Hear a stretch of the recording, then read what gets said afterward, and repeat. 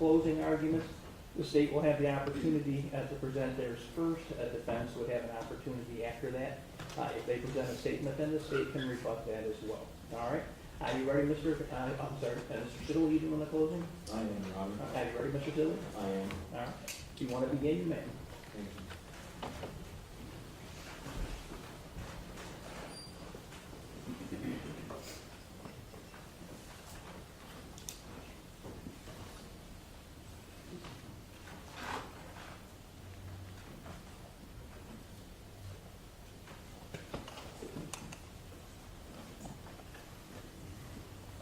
Good morning. This jury is responsible for deliberating over the charges against a man who is now known solely for murdering the 25-year-old mother of a 4-year-old child. On October 18th, 2001, on a mild day, sometime after sunset, Paul Hicks assaulted his wife, Regina Hicks, hit her over the head, stuffed her into a passenger seat of her 1994 Camaro, left the address of 4463 Town Line Road 12, and drove towards Section Line 30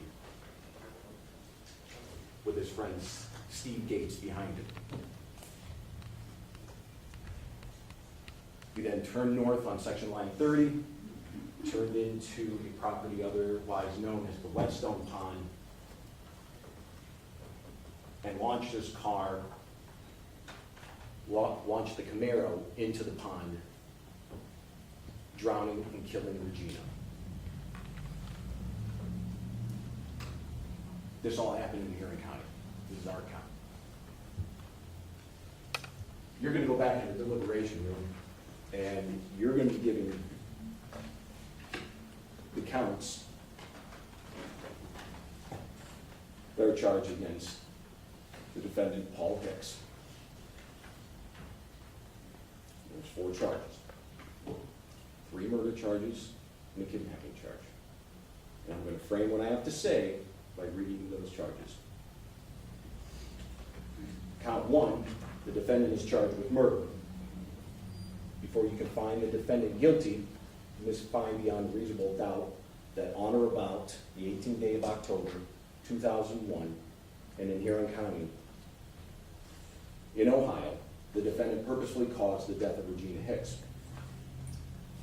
Under count 2, the defendant is charged with murder. Before you can find the defendant guilty, you must find beyond a reasonable doubt that on or about the 18th day of October, 2001, and in Huron County, in Ohio, the defendant did cause the death of Regina Hicks as a proximate result of the defendant committing the offense of kidnapping. With count 3,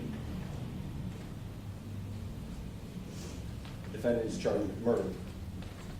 Before you can find the defendant guilty, you must find beyond reasonable doubt that on or about the 18th day of October 2001, and in Huron County, in Ohio, the defendant did cause the death of Regina Hicks as a proximate result of committing a felonious assault.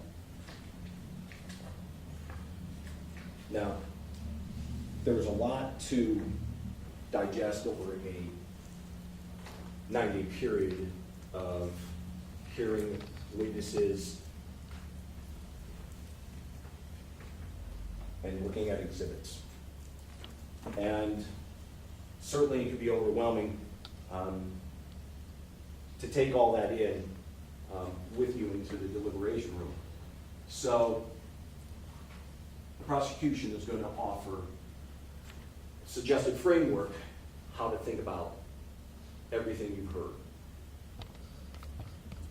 Courts admonished this jury a number of times, and not because they distrust the jury, but to preserve the jurisprudence that goes involved with this process. And their concern was that the case had received a lot of notoriety, been very public. There's been a lot of published sources about what's happened. And there's a lot of stories over the past 24 years. So, thinking in journalist terms, what questions would you have to ask? Who, what, when, where, why, and how? Now I'm going to go through those facts with those questions, not necessarily in the sequence of those questions that we all know, but I believe it would be very helpful for this jury to compartmentalize what you've heard as jurors, framed in those questions, to deliberate over the charges.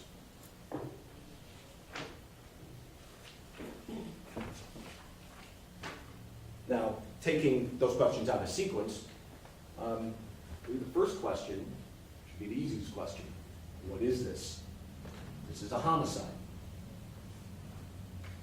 It is a death of a person as a result of another person.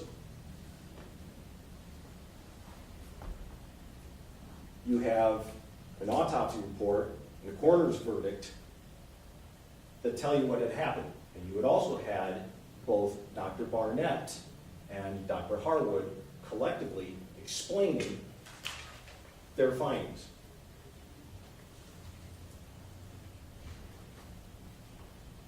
Specifically, Regina died of drowning.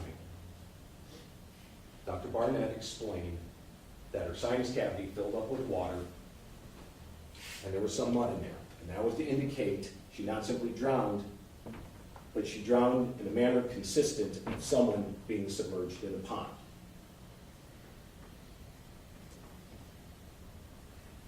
Conversely, what that implicates is she didn't die, Regina didn't die from the assault. She died as a result of drowning.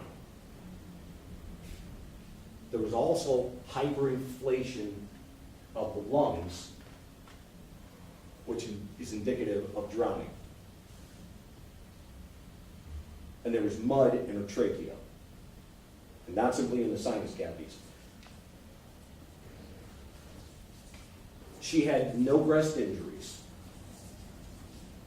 and that was significant because that confirmed what the first responders saw when they arrived at the scene October 22nd, 2001.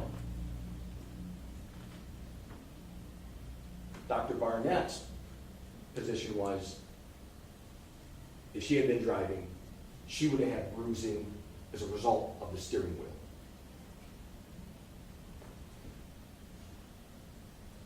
Because of Regina's breast size, that would have created an impact, and it would not have been possible for Regina to have been driving. So right off with doctor's testimony, Regina wasn't in the driver's seat. She was squarely in the passenger seat.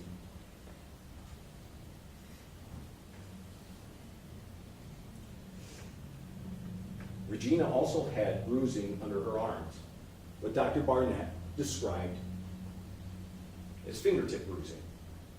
And fingertip bruising occurs when someone's holding you underneath your arms.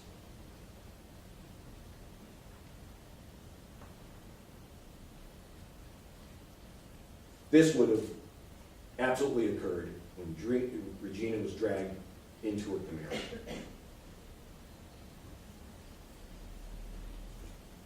Regina also didn't have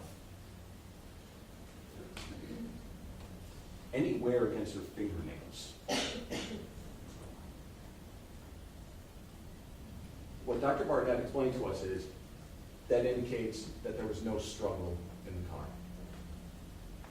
Regina was unconscious when she died in that Camaro. She otherwise would have fought her way out of the Camaro. That's just a natural instinct that anyone would have when they're conscious. That wasn't Regina's position. And the toxicology report, despite many accusations, back in 2001, shows Regina had nothing more than Tylenol in her system. So there are no drugs.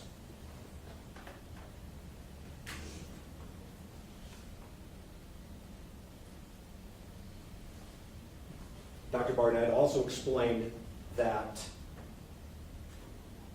Regina still had French fries and sesame seeds in her digestive tract, which would explain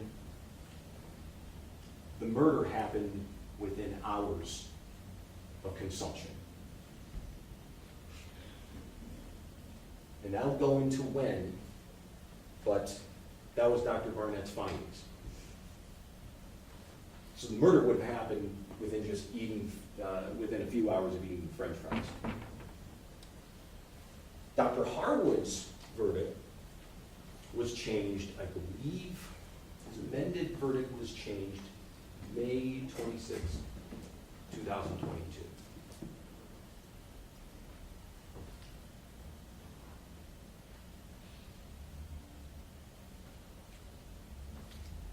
That was almost 3 years before Steve Gates came forward. Verdict was not changed as a function of witness coming forward. It was changed because it was a murder. It was a homicide. And that was a result of renewed interest by the Attorney General's office in this case.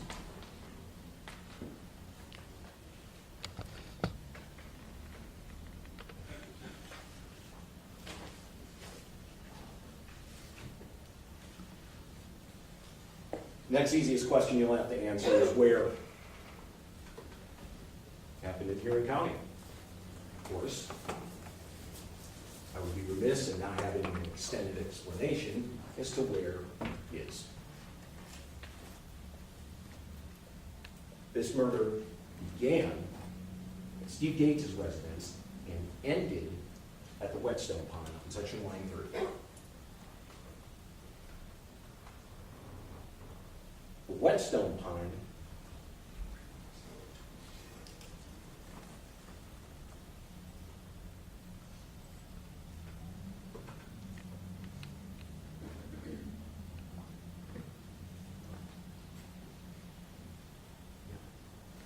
Whetstone Pond is located immediately outside of Willard in the northwest corner, just down the road from 4463 Town Line Road 12.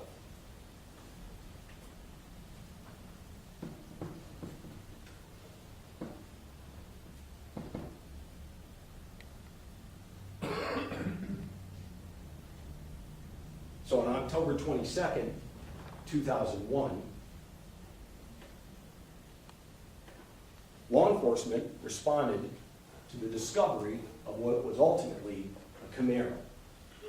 Now, several days before, you have Roger Whetstone, who did not sound like he was helping out his father. It sounded like he was riding four-wheelers, like anyone in their young, early 20s, and his father was feeding the hogs. He comes upon the pond, and he sees an item in the pond, and at that time, he would have no idea. And between him and his father, there's two theories. Either it's a dog in a bag, or it's a jet ski. I'm unsure from the testimony how they arrived at the jet ski, but that was the testimony. Be that as it may, Roger encouraged his father to immediately retrieve the item out of the pond, but there were things to do. Richard was a little bit busy, and then the next day it rained. So the inclement weather was not conducive to going out the pond and discovering what this item was. Ultimately, the Whetstones borrow a boat from a neighbor, launch the boat in the pond. Roger Whetstone proceeds out into the pond, Richard stays on the bank. They take what they describe as a stretch rope, attach it to what they believe is a spoiler, and with the supplement and a chain attached to the pickup truck, begin to pull what they discover is a white Camaro towards the bank. They can't pull it any further. They call law enforcement. They have some sense, based on the discovery of the purse, where this is going. So Dane Howard shows up.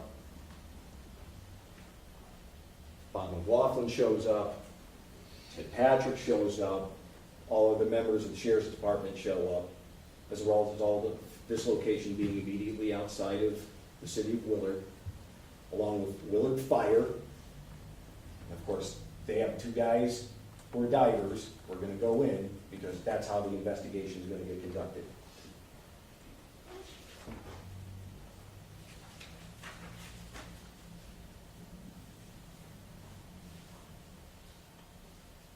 They ultimately pull the car out of the pond after discovering that there's a body on the passenger side of the car. And once it's removed, Regina's there. This happened in Whetstone Pond, located in Huron County. Now, the next question would be when. And when is the arrival to answering that question is a result of a number of facts, and they're dense. There's a number of people you have to consider to figure out what time it was that Regina was murdered by the defendant. The people you have to consider are Carl Patrick, Chad Rowe, Dustin Patrick, Derek Hall, Jimmy Patrick, Lori Braunschweiger, and Dave Battles.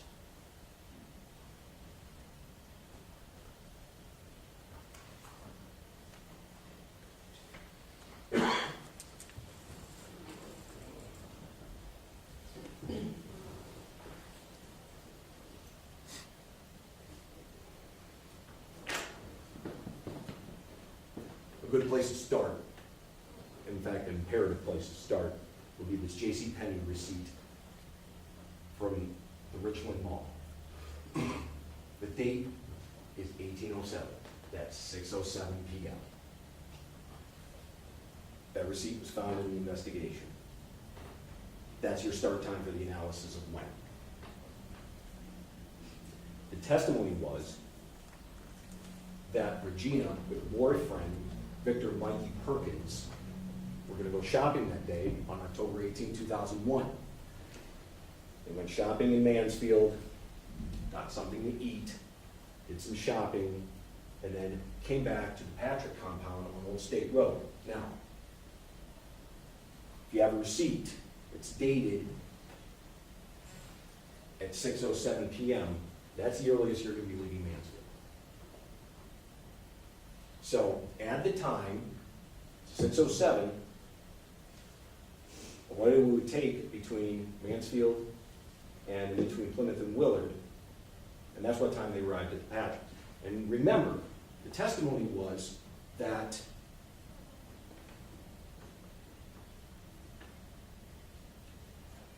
Regina and Mikey had stayed in the car when they arrived at the Patricks. They didn't get out. That would certainly suggest that they were on the move. They weren't going to stay long and exchange pleasantries beyond what they could do inside the car because they were headed back to Mikey's. So after leaving Richland County, they go to the Patrick compound. And the next stop is Washington Street in Willard.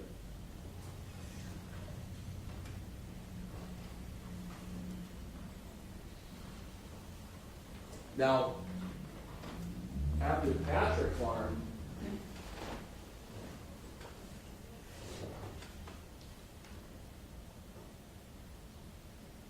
Regina and Mikey drove over to Washington Street. So they drove over there because, well, Mikey lived there. And he lived with a roommate named Derek Hall and his brother.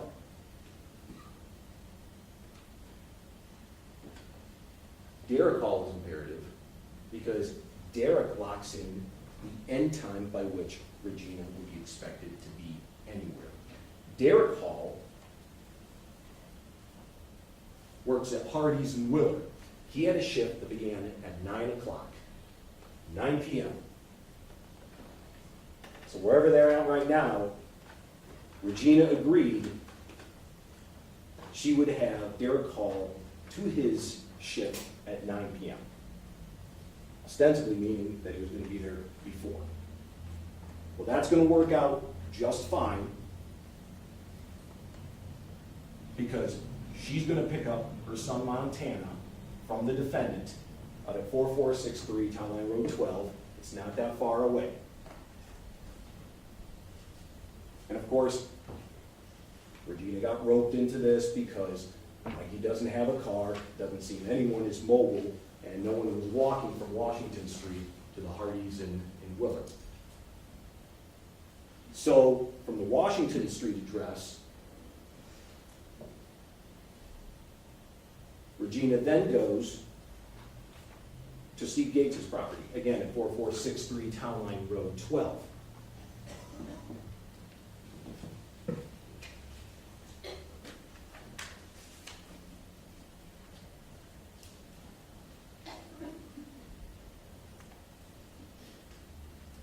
Now, Jimmy Patrick, as witness, did two things. He had a visual ID of Regina's car and the temp tag at Steve Gates' residence.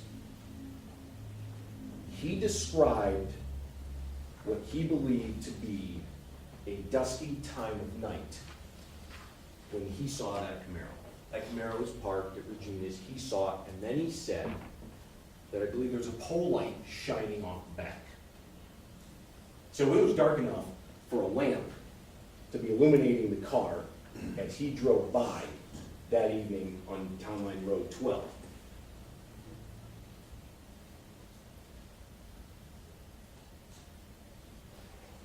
Jimmy Patrick did something else. He also established that he had seen that car immediately before filling up the trains with diesel. Now, he kept the card. It was dated October 18th. And his first fill up of the trains was at 8 o'clock. They believe it took him 15 minutes. And then he itemized every time he filled those trains.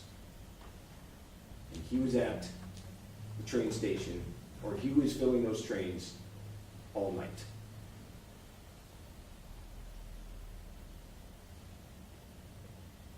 Jimmy Patrick puts Regina right there, separate from any other witnesses, at the Steve Gates residence, right before 8 o'clock.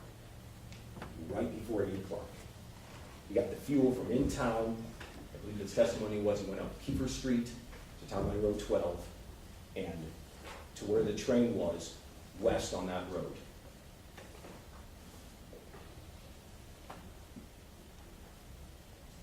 Regina's own uncle saw her car there at the Gates residence.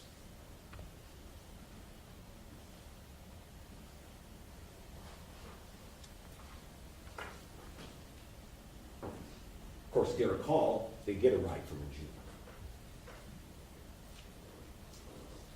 You had to get a ride from someone else to make it on time for work.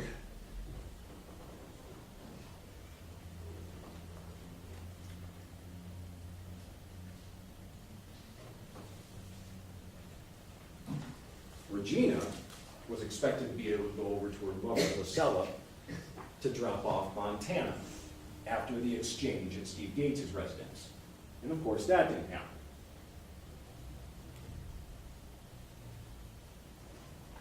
She was also, after a conversation back at the Patrick compound, expected to go to the Victory Inn. There was going to be some sort of karaoke,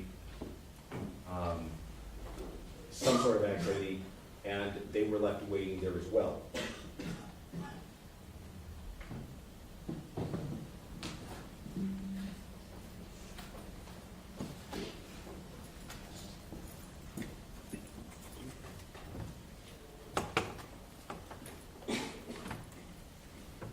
Take a look at this exhibit. It's dated October 18th, 2001. It's a Burger King receipt. How do we know that? Because a Whopper Junior combo was ordered, and a double Whopper combo was ordered. And along with that order came 2 orders of fries. Recalling Dr. Barnett's testimony, the timeliness of Regina's death happened within a few hours of eating those French fries. She was right there. She was right there. Regina was right there at 8 o'clock, murdered by 9 o'clock. And what happens by 9 o'clock? What happens right after 9 o'clock? There's a cluster of phone calls the defendant makes to try and salvage the evening. After murdering his wife and being double booked, he had to make sure everything was going to proceed as he had originally planned earlier in the evening.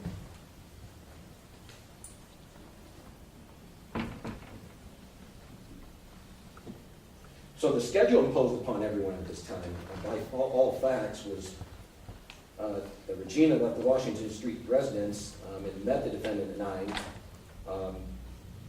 but it never happened. Think inversely, what would have to happen for that very fact-dense pattern to not set up the timeline. Everyone between the Patrick compound and the Washington Street address would not simply have to, the memories would not have to simply escape them as far as the times. They wouldn't even recall that Regina was around. Now, the Patricks did say they believed she was around between 5 or 6, but it had to come later because of the JCPenney receipt. Think of what else would have to falter. Regina would have never had to agree to pick up Derek Hall and take him to Hardee's. So there's another time constraint she imposed on herself. That would also have to disappear as well.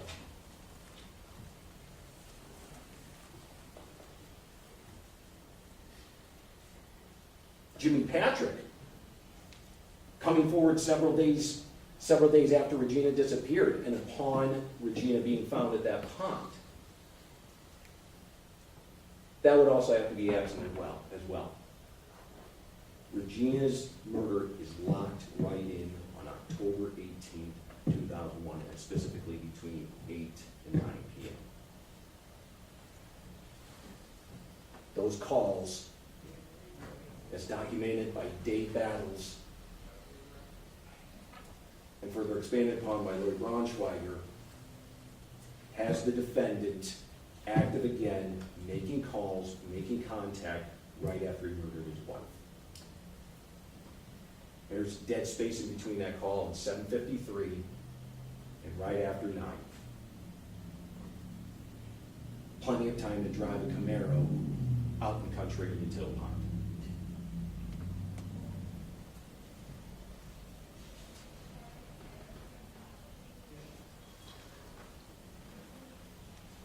The when segues nicely into, I believe, the next appropriate question, which is how. How did Regina die? Well, she was murdered.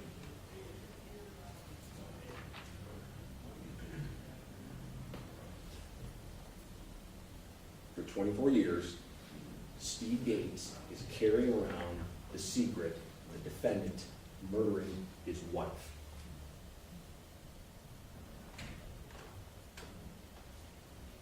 He is asked and interviewed over 6 different periods from 2001 to 2015 what he knew, and lied to law enforcement. And law enforcement knew it. They didn't have to keep coming back to him to try to get him to tell law enforcement what they already know, and that Steve was a witness. But it's not what you know, it's what you prove, and what you proved was Steve Gates was at that residence. What Steve Gates witnessed was yet another fight between the defendant and Regina Hicks. She pulls in, they start arguing, he's not listening to any of this. He goes in the garage, turns on the radio, and starts doing whatever it is he's doing in the garage. He does it for about a 15, 20-minute period. He emerges from the garage, and the car, where Regina originally had it, which is approximately straight behind Mr. Gates' house, is no longer there.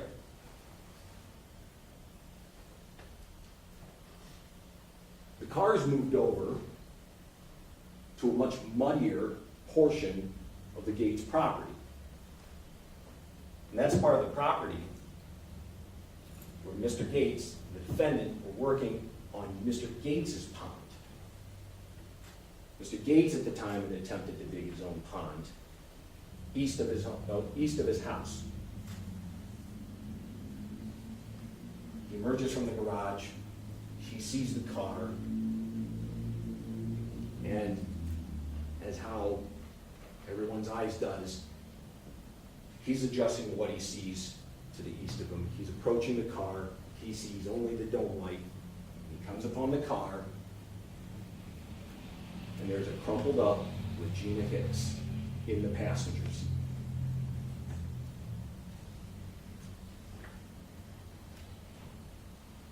With Paul Hicks telling Mr. Gates, "You're going to follow me."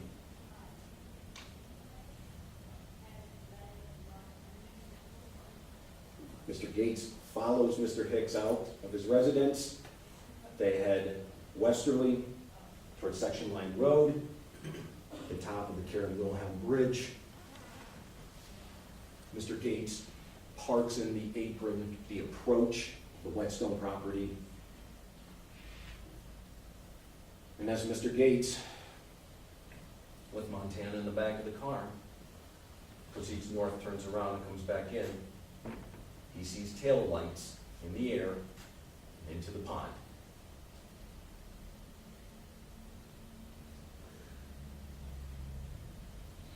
The murder begins at the Gates residence and ends at the Whetstone pond.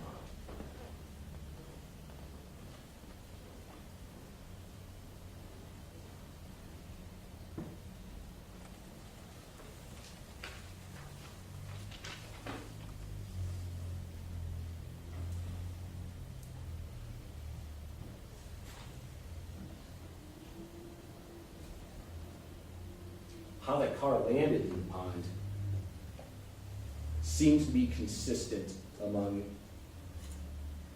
everyone's testimony. There weren't any marks on the bank of that car of where the car could have entered.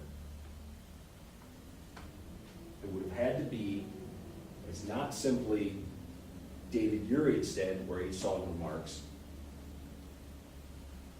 but Steve Gates as well.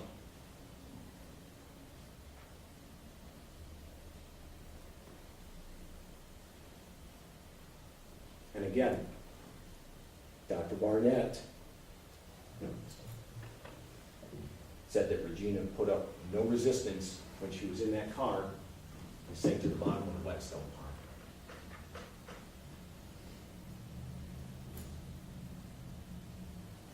She drowned unconscious.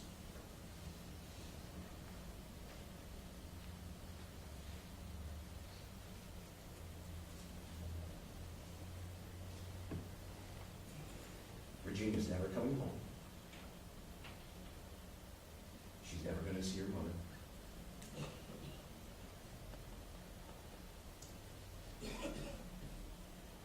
And she's not going to see Montana, as they were to see.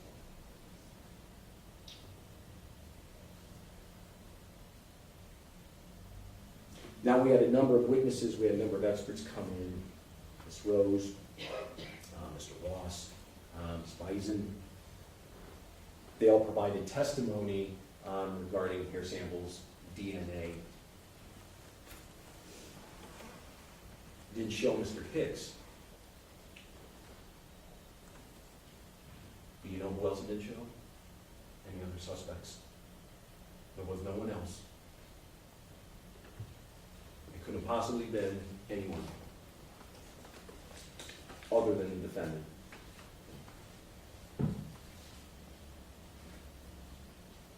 And frankly, why would you find DNA on the defendant? Immediately after the murder, he's busy muddying up his sister's house and washing the DNA and whatever else is on his clothes into the bathtub drain. And of course, the same evening, this mysterious money boot bandit comes by and takes the defendant's boots because they just happen to be his size.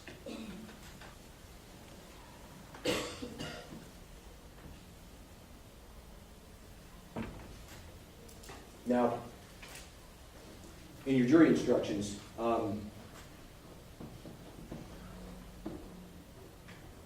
there is a portion that's relevant to the how, and I'm going to read those to you. For count one, you do not have to act, to do an act purposefully is to do it intentionally and not accidentally. Now, you can't accidentally hit somebody, stuff them in the car, in the passenger seat, drive them down the road, and then aim for the pond, and then drown that person. That's not accidental. That's intentional.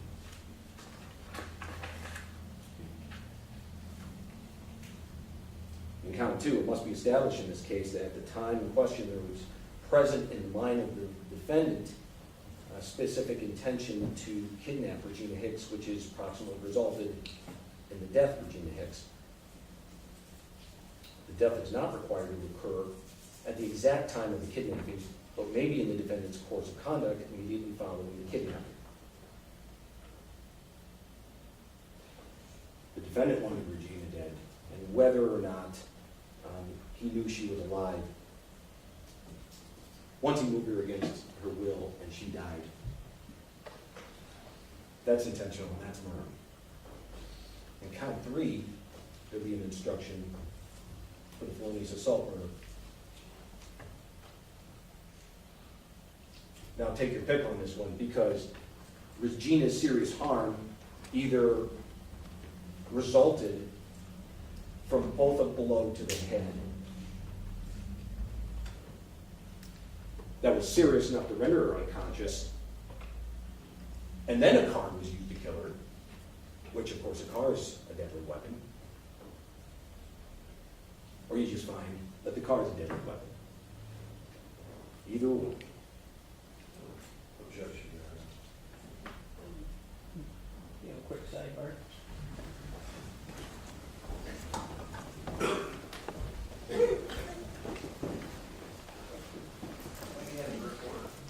Yeah.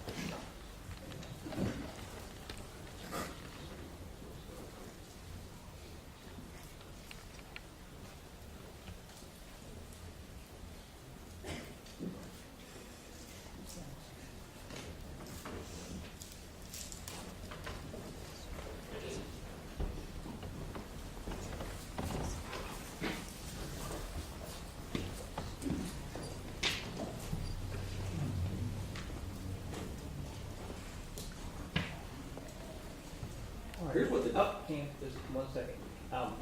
Before Mr. Sidley continues, he used the term of a deadly weapon, use of a deadly weapon. The charge in the matter does not require the use of a deadly weapon, and it's not been proceeded in that fashion. So you disregard the use of the car as a deadly weapon. Certainly, the method of death is up to you to determine based on what you determine from the facts.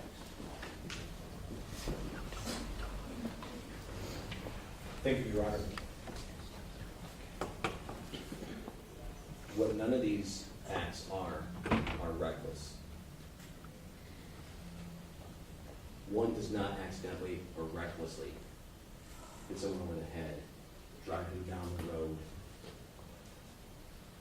turn off that road onto another road, and enter a property and have the acuity to launch a car to the pond.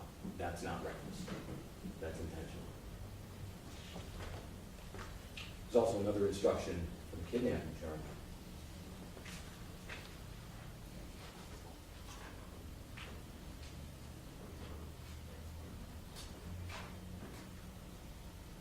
The defendant moved Regina by force to commit serious physical harm. He hit her over the head and moved her, and thereby with the force caused the serious physical harm. She drowned.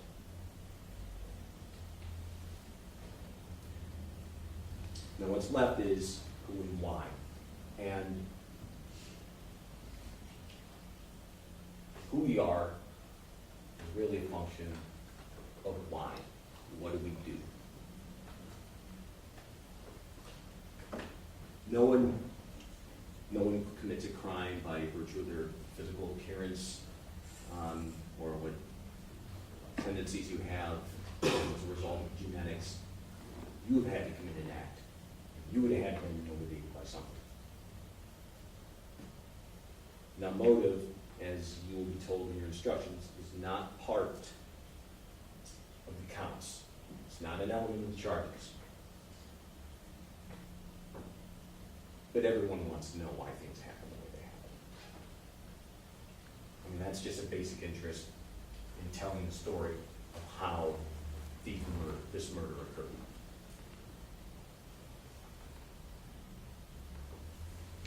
If there was anything that the defendant wanted, it was control.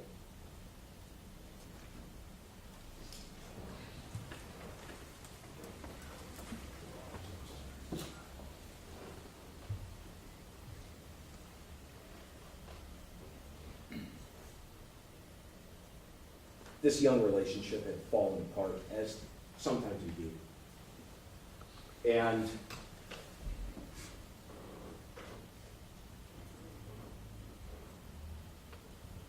Regina was clearly moving on with her life.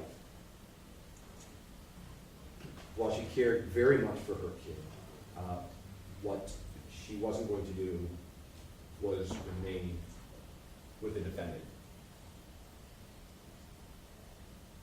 And certainly we're aware of Mr. Mikey Perkins, but even absent that, this relationship had deteriorated to a point where they separated. Now, if you take a look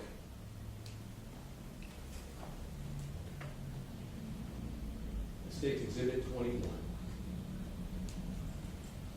something very interesting at base number 000377.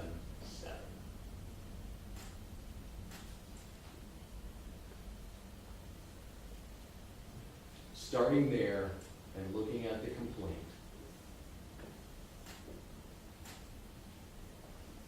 Mr. Hicks lists his address at 304 Dale Avenue. The same as Regina's, his wife.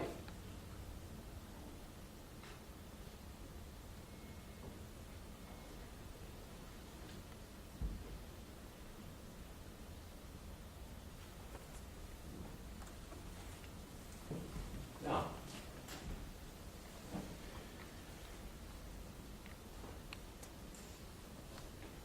notwithstanding the testimony of some zesty behaviors amongst those in the circles between these two, certainly there was no testimony to suggest that the defendant was living with his wife and having Mike Perkins over. The reason why the defendant would list something like that as divorce is to appear stable and still residing with his wife. Because in this divorce, he was seeking custody.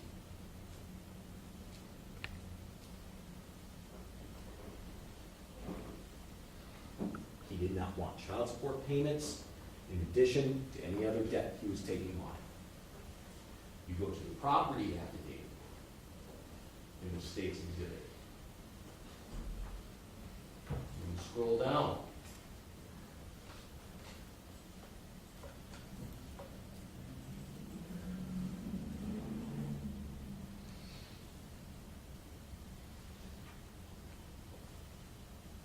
There again, the parent proceeding affidavit. This is address 304 Dale Avenue. Under oath. The day before he murdered his wife and went back to his residence, Crystal Hicks. Go to the parent proceeding affidavit.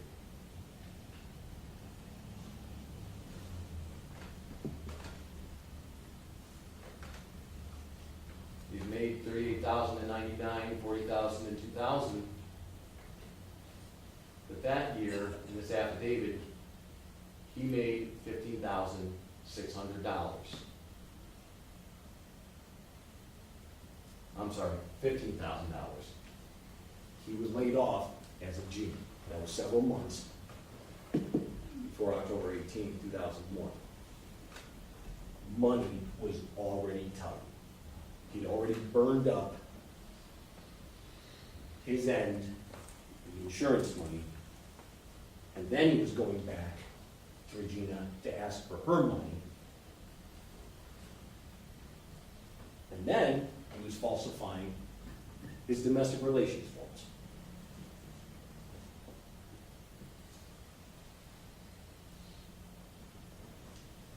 And if you think about it, money is a sense of control. Money simply isn't printed cotton paper. Money permits to do that which is not free.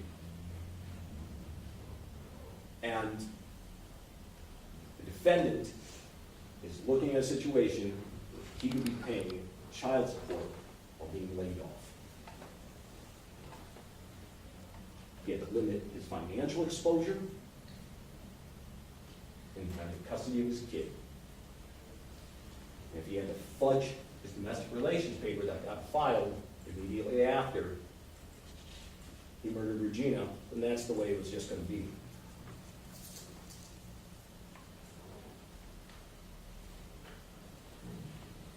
And control also happened through intimidation. This is a common theme that a lot of the friends express. James Dutton, Steve Gates, all these people talked about how I had to be the defendant's wig.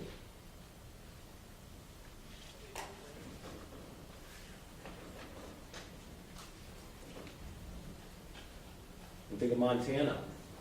Couple weeks before Regina's murder. The defendant's hanging out at the Victory Inn, and he sees kindly old Robin Phibbs shooting pool, and also sees his wife. He tells his wife, "This is going to be my new mother-in-law. Jansen's going to be raised in Montana."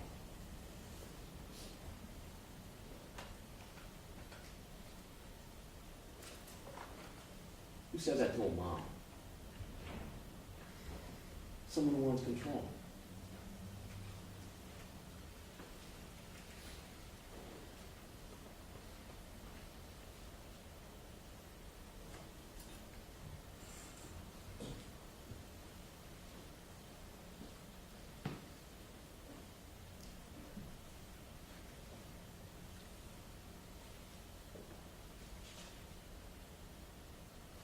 Come to think of it, there is something else that the defendant lied about.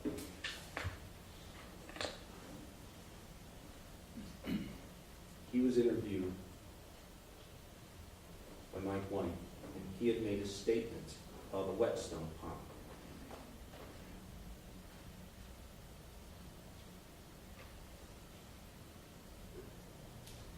Mr. White had asked him, "You never been down there?" And the defendant replied, "The closest I've ever been to the pond was probably 4 months ago, when it was warm, and I drove my dirt bike down the access lane to the railroad, and I drove it all the way out to Daniels Road, come down Daniels Road, went down Egypt, all the way down to South Centerton Road, and come back and went to my buddy's house, where we was renting." Now, that seems to be a very specific recollection to avoid being near where your dead wife was recovered on the pond.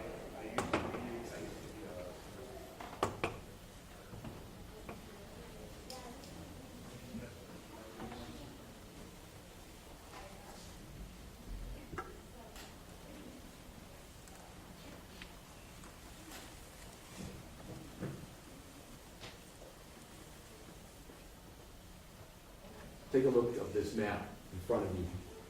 This is Exhibit 84, State's Exhibit 84. You can see the size of the trains relative to the pond. Those tracks are not that far away.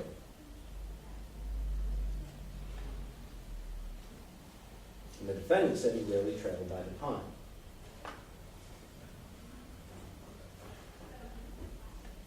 The CSX Railway runs east to west through Willard. Cutting that city between the north and the south.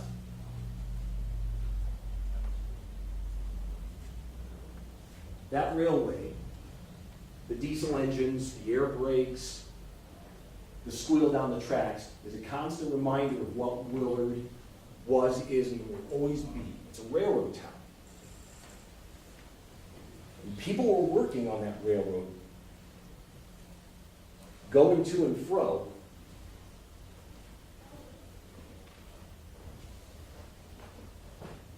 are passing the Whetstone Pond, the perfect place to conceal a Camaro.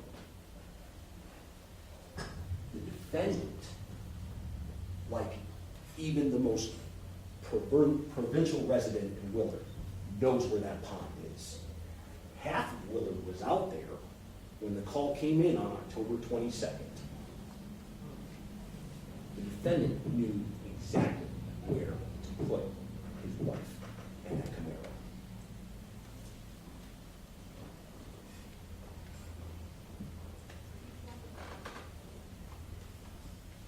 To say that one who works at the railroad would not have an idea where that pond is plain false. Certainly, if you're driving the roadways around that region,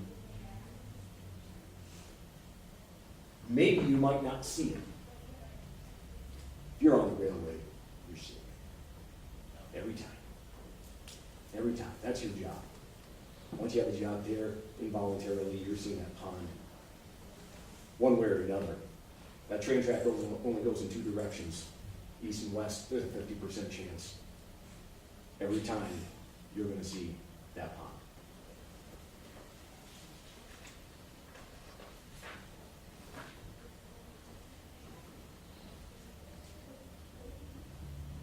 And given the time constraints between 8 and 9 o'clock, you only have to drive 2 miles and have someone transport you back. And frankly, wouldn't take very long to walk back from that pond to the Steve Gates residence.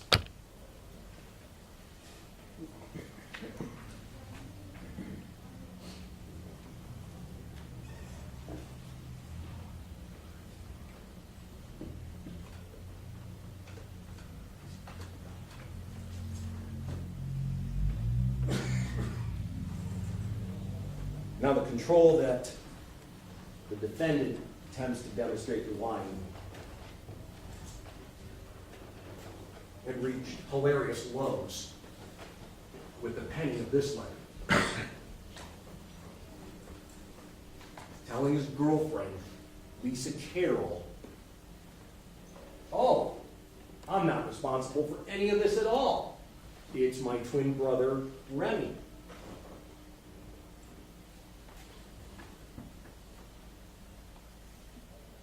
This letter would be only slightly more convincing if he had named his twin brother Rumble.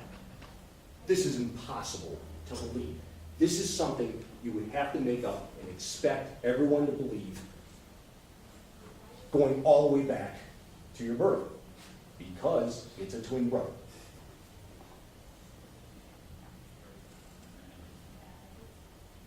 The defendant's own mom came in and testified that's just not true. And there's no twin. There's no one else responsible. There's no one else the defendant can vicariously project this murder on. He is responsible.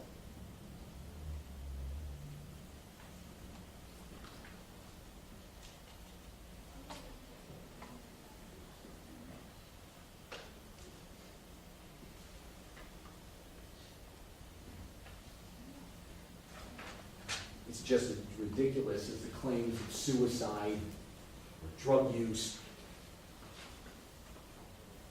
or any of these other reasons at the time Regina turned up missing that have been demonstrated to be dispositively incorrect and falsified.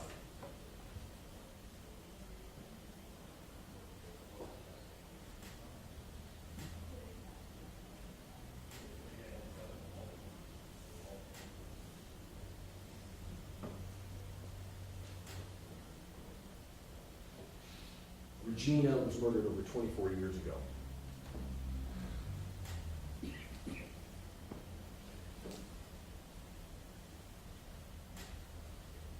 And beyond a reasonable doubt, I'm confident this jury is going to find for conviction for murder on all counts and kidnapping. There's been a 24-year legacy of brutality in this community.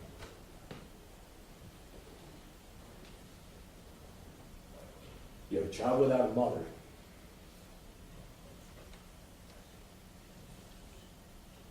And a family that's been fractured, and a community in flux.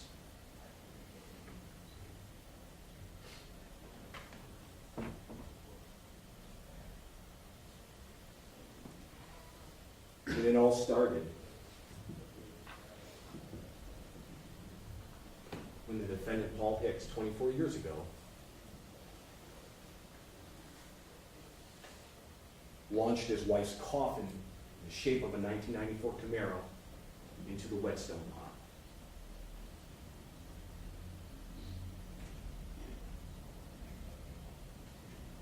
Please bring closure to this legacy. Go into the deliberation room. Recall the testimony. You'll have access to all the exhibits. We are fully confident you will find beyond a reasonable doubt that the defendant, Paul Hicks, is guilty of murdering Regina Hicks on October 18th, 2001, in Huron County. Thank you. All right, thank you. Your report? Your Honor, defense would request 5 minutes to set up and get the technology lined up. All right, we've been at it a while. At this point then, we'll take a brief break. Again, you can return to your, the jury room. You've already begun closing arguments. You still can't discuss the case amongst yourselves or with anyone else until after we give it to you for deliberations. So have some patience with you. We'll be back with us. We'll be back with you shortly.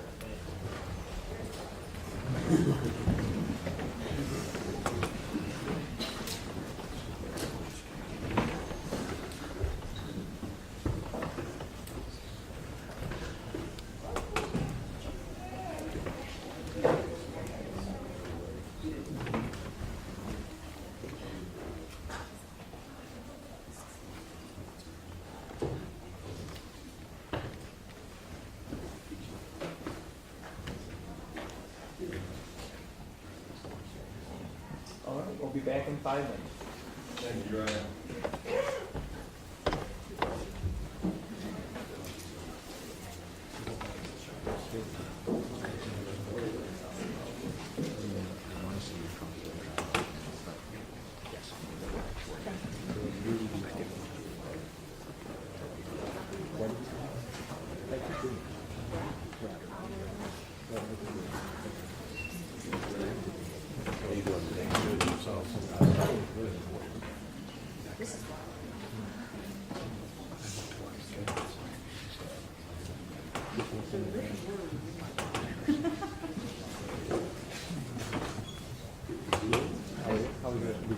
Did you stay here? No, I live in Columbus, so So you drove, how was that drive back in this morning? I came last night, Oh, okay. even from my hotel 10 minutes away. This is Pretty nice.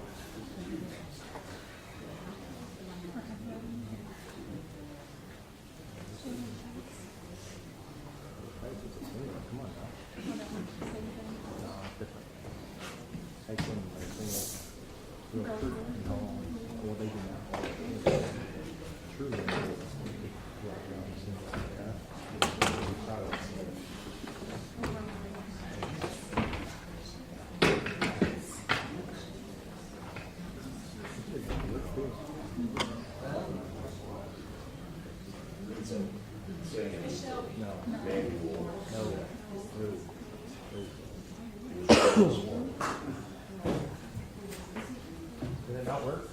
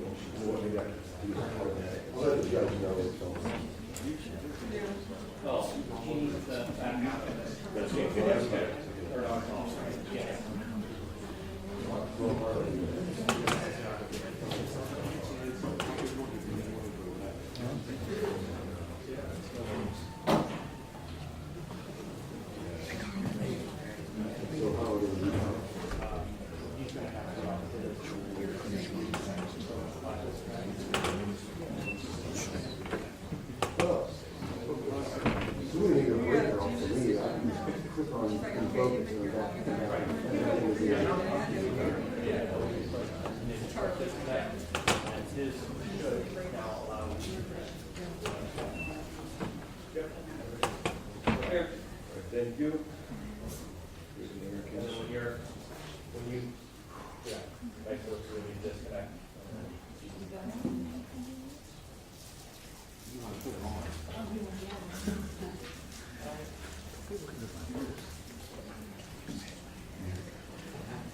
I don't know if that will actually cycle through.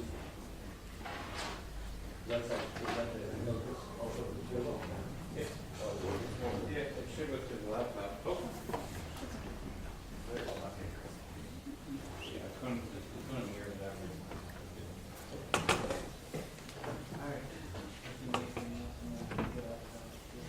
Thank you. You're very welcome.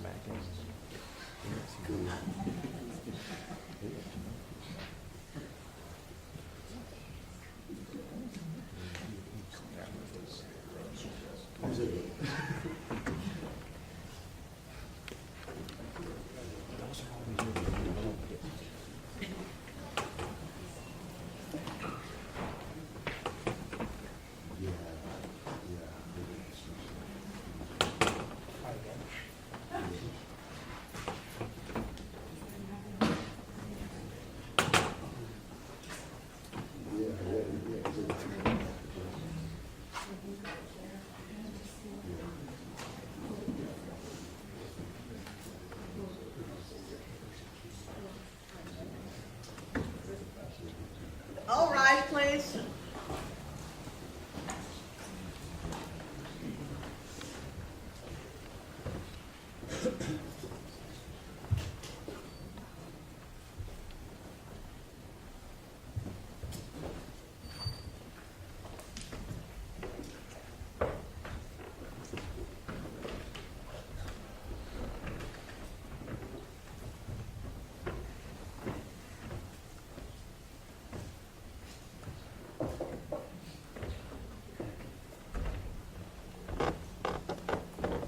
Be seated. Mr. Rich, are you ready with your close? Yes, sir. All right, you may proceed.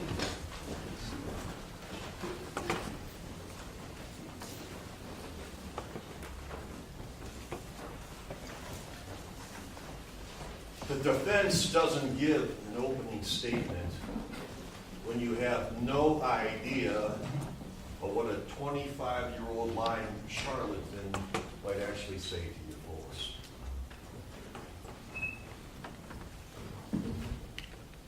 It's easy to give an opening statement when you have power and control of the state's alleged ear witness and named eyewitness. May it please the court, Judge Conway, opposing counsel, members of the jury. Changing the death certificate, giving complete immunity to someone who duped the police by their own admission, lied to them repeatedly, taking pictures and reinvestigating this case less than 1 month ago on November 25th, 2025. Now, there was a movie a few years ago, and the line was, if you ain't first, you're last. Well, good old Ricky Bobby wasn't talking about a criminal proceeding. He was talking about racing cars, revving up, let them go. Because in a criminal proceeding, the government gets to go first and last. So what does that mean? This is the last chance I get to talk to you. Sure, that might make some of you happy. But it's what I'm going to suggest to you in a case like this. It's the quality of what I tell you, not quantity. Just like in a case, it's the quality of the evidence or not the quantity of irrelevant stuff that means nothing.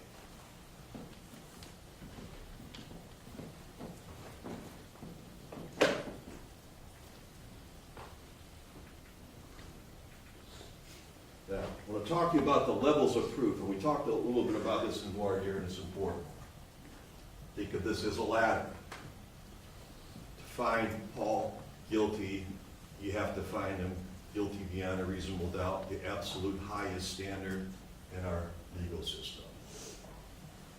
Reasonable suspicion is a term that's used. That's when the police are allowed to engage you because they think something might be up. Somebody's acting shady, they can approach them, ask them what you're doing. Is there an open container, whatever. They have reasonable suspicion that what we call criminal activity is afloat. Means nothing in this case. Probable cause is the amount of evidence that an officer needs to arrest someone. That's it. Could be one person saying, hey, that guy just took my wallet. Can't prove a negative. Preponderance. That's the amount of evidence you need in a civil case. It's more likely than not. You can have $1 million verdicts if the plaintiff, in this case, the plaintiff is the state of Ohio, but in the civil case, it could be somebody suing for a myriad of things. But preponderance of the evidence means they only have to show it's more likely than not. 50.00001%, if you will. Clear and convincing evidence. The government feels a child's in danger. For them to come in and take the child away from mom and dad, they need to establish before a judge the clear and convincing evidence. Finally, proof beyond a reasonable doubt. Proof beyond logical doubt.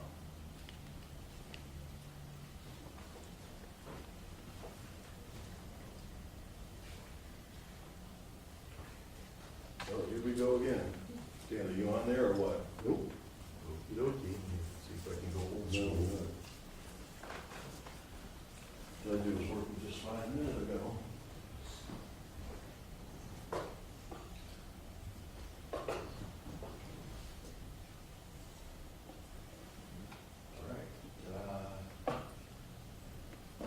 I wish I had an etch a sketch. Remember those things? Those were great. You know, then I kind of shake it up and spend a little time getting it back out. Judge is going to tell you. The indictment informs the defendant that he has been charged with an offense or offenses. The fact that it was filed may not be considered for any other purpose. And it's important, like we talked about in voir dire, because one of the first things I asked you at the panel was when you walked in that door for the first time and you saw me and Paul sitting over there and you found out he was the defendant and I was the lawyer, I asked you, did you ask yourself, gee, I wonder what he didn't do? most of you were, all of you said, no, man, I never thought of it that way. But that's the presumption of innocence. And so a lot of times we have people think that just because somebody's charged, oh, the police must have this great case against them, they're not going to waste all this time and energy. Wrong. False.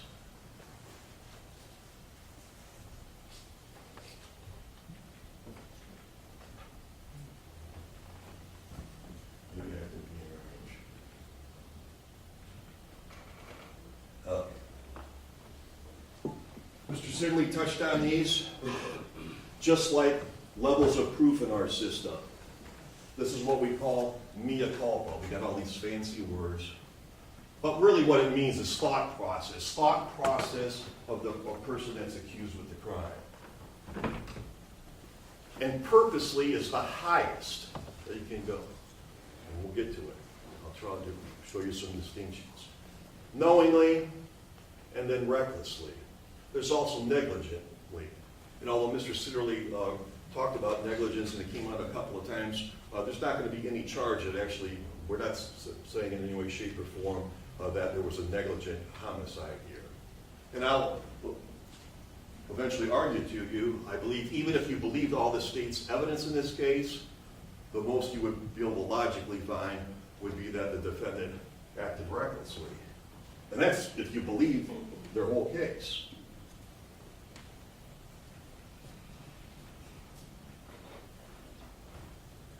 Okay, a person acts purposely. This is important. Purposely.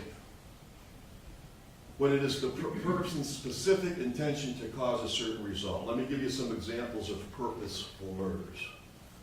You take a firearm and you point it at somebody's head point blank and you pull the trigger. There is no doubt, there is no logical doubt that you intended to purposely kill that person, right? Your conduct was purposeful, killing you. Or in the alternative, if you shoot a person several times, center mass, that would be good evidence that the person intended to kill that person. Okay?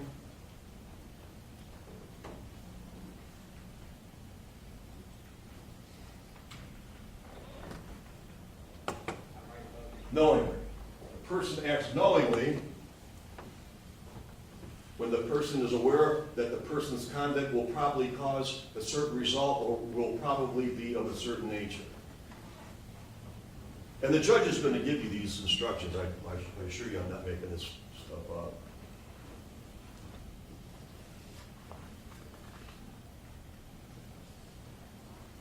A person acts recklessly when, with heedless indifference to the consequences, the person disregards the substantial and unjustifiable risk that the person's conduct is likely to cause a certain result or is likely to be of a certain nature. Not being careful enough, beyond negligence. And then a person acts negligently when, because of a substantial lapse from due care, the person fails to perceive or avoid a risk that the person's conduct may cause a certain result or may be of a certain nature. So let me give you an example. Like in a negligent homicide case. Let's say a person goes left to center and they strike somebody head on and they're killed. That would be negligence. Okay? Now if they were drunk or high and they went left to center, that would be reckless homicide. Okay? It would be what, actually, excuse me, misspoke, would be called aggravated vehicular homicide because it's deemed reckless if you're driving, cause serious injury or kill somebody while you're under the influence.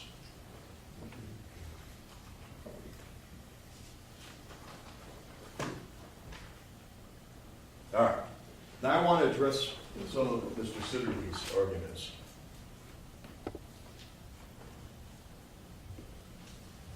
Now remember, this is the last time I get to talk to you, so when Mr. Caceres gets up here, I want you to think in your back of the head, well, what would the defense say? Okay? First and foremost, the opening statement, the opening remarks in closing argument by Mr. Sidley, their whole case is based upon speculation and conjecture, and hoping that you're going to take a great leap and latch on to the testimony of Steve Gates. Now, I want you to think about this. They charged 3 counts of murder because they don't know what or which murder it was. They can't rule out elements of each of the murders. They've had 25 years, a quarter century, to figure out what their theory of the case is, and they haven't done it. So they're going to tell you people that have heard from all these strangers, seen all this stuff, you go back into that room and you tell us what you think. Okay? We can't prove our case, so what we're going to do is we're going to tell you what a bad guy Paul is. Some of the stupid stuff he's said. Some of the mean or, not so nice stuff he said. But guess what? That doesn't go to the elements of the offense. It doesn't go to the elements of the offense. You're not here to like Paul. You're not here to dislike Paul. I respectfully submit, the duty is to hold the government to their standard of proof.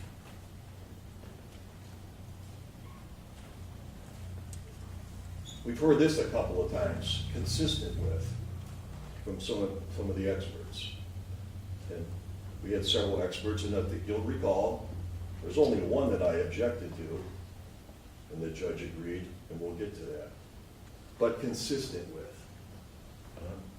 I'm going to tell you, I believe the evidence in this case will show that Steve Gates has been consistent with himself for 25 years.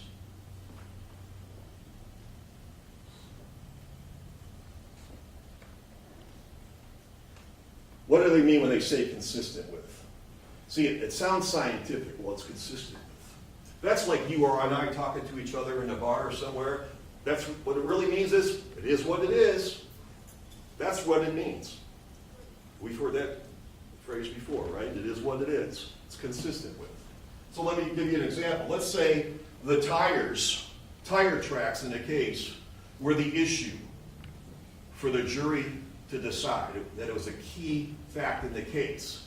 And the expert says, well, it was consistent with the tires on a 1994 Camaro, or it was consistent with the tires on that car. Yeah, it was also consistent with the 2 million other tires that are driving around with those tread marks. That's what consistency means. It's not ruling out that, and a lot of them testify to that. They can't rule it out. They can't rule things out.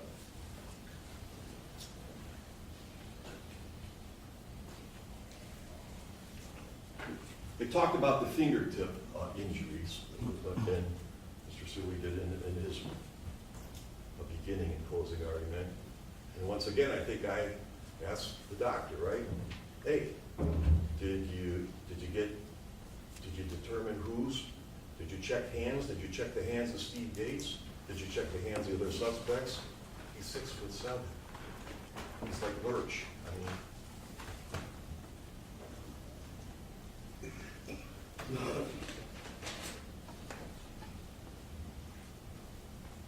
They told you that Steve Gates was interviewed 6 different times. What did he tell you? I've been interviewed several times.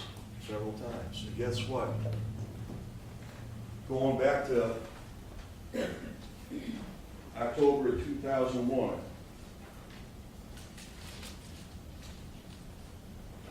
That's our loan exhibit. It's his written statement. And the reason it's important is he's been Steve Gates from that time.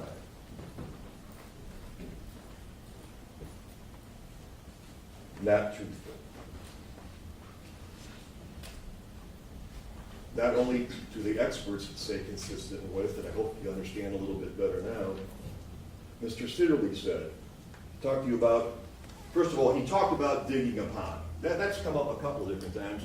There should be no dispute that they were apparently digging a pond, at least if you believe Steve's testimony and the testimony in the case, they're digging a pond there. There was mud there, and we'll get to that. But Mr. Sidley says, in the car entering the pond, well, it seems to be consistent. That's a problem. That's a total admission of reasonable doubt. Logical doubt.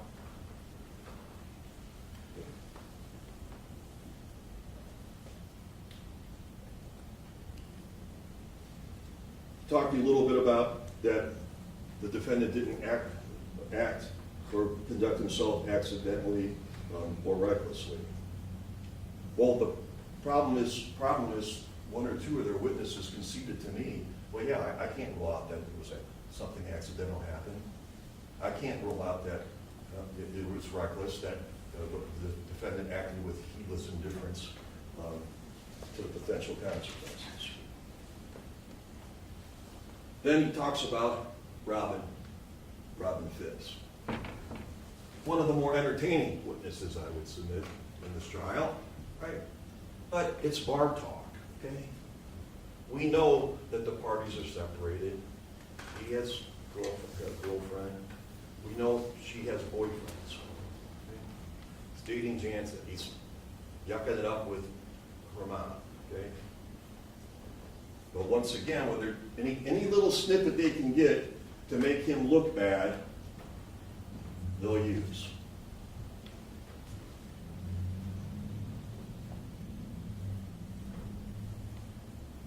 He talked about this twin brother.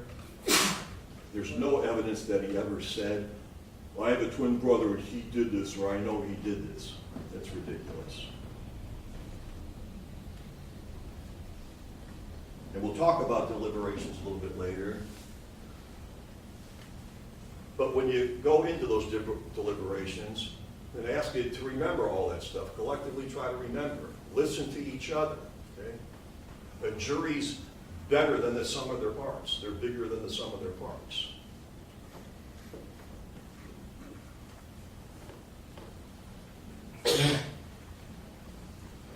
Now, actually I thought of that during the trial.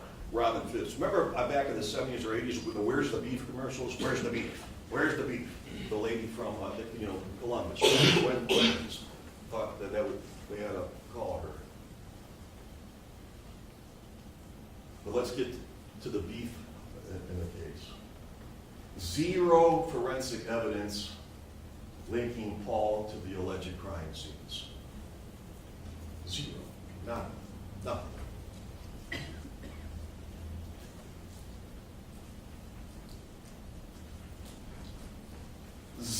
More importantly, far more importantly, zero forensic evidence to corroborate the scientifically unverified fiction of charlatan Gates.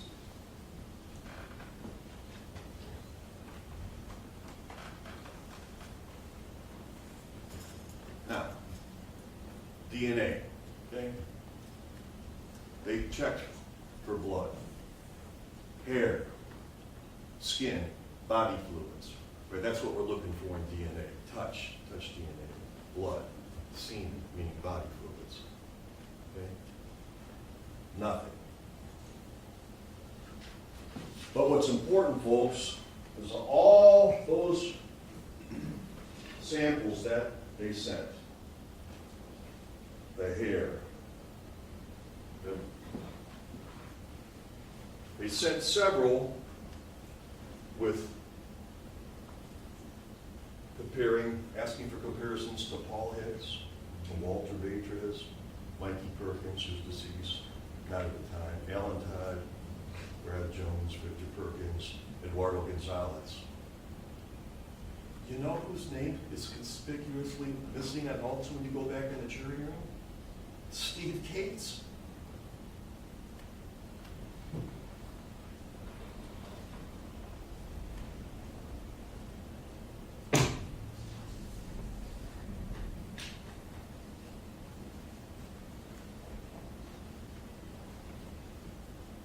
Hey, you know what? We got this guy, he's a person of Just, story's kind of crazy. Hey, Mr. Gates, come on in. You don't have a constitutional right to your hair sample or your DNA. We want to take some tests. We want to rule you out. Nope.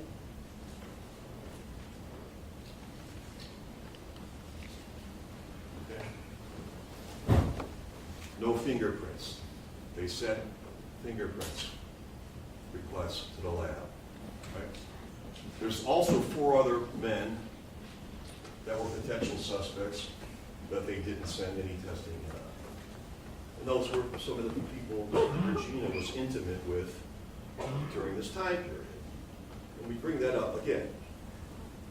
She's allowed to be with whoever she wants to be with, okay? It's not about trying to disparage her or what she's doing. She can be with whoever she wants. Paul is. That's maybe a moral concern to some of you, but the fact of the law is she can be with whoever she wants. The significance is those 4 names besides Mikey Perkins, they didn't check anything with those guys either.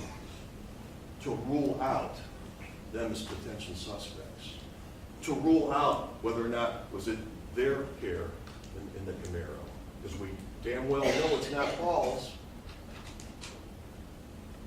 No footprints. No soil samples. No handwriting analysis or weapon linking Paul to these 2 alleged crime scenes.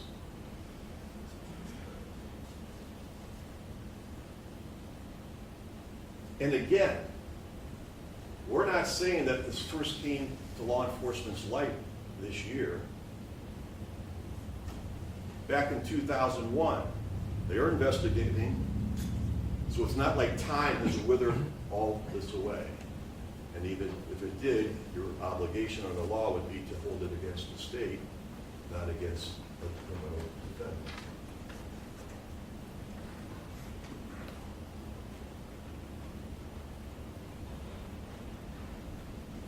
That's why I want to talk to you about, like, the boots. I want you to ask yourselves, be intellectually honest with yourselves. They keep talking about these boots. Did they charge him with tampering with evidence? No person knowing that an official proceeding or investigation is in progress is or about to be like, or is about to be or likely to be instituted shall do any of the following: alter, destroy, conceal, or remove any record, document, or thing with purpose to impair its value. I asked the witness specifically, did you see any footprints around there? Okay. And we know we've got it at this point, and it's not clearly not intentional. They, once they find a body, I think things change, but we don't have that yellow crime scene tape around that car, okay? Because the Whetstones, they're normal people, right? They're pulling I understand the son was a suspect too for a while, but the fact of the matter is on that day, they're like, oh, wow. And then they find what they find, right? So law enforcement, first responders come down, they're walking all over the place, but they said there were no footprints. So I don't understand why they're trying to say his boots are like some kind of indicator that's going to solve some kind of crime. Now, they did soil samples, right? Regina, it's allegedly at Gates' property. She's there. There's no soil samples that implicate Paul.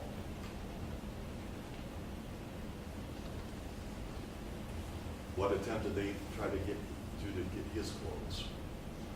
Nothing. All right. Bob Dylan. You don't need a weatherman to know which way the wind blows. Okay.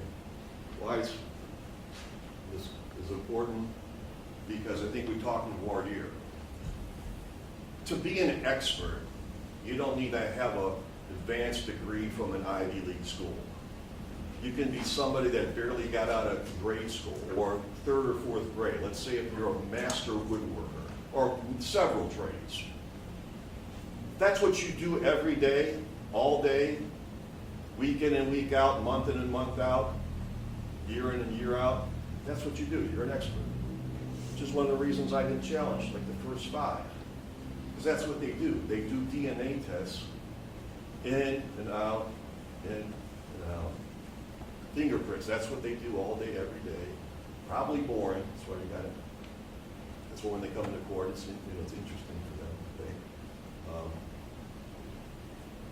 And when we talk about experts, most of them, I think, they answered the questions, right?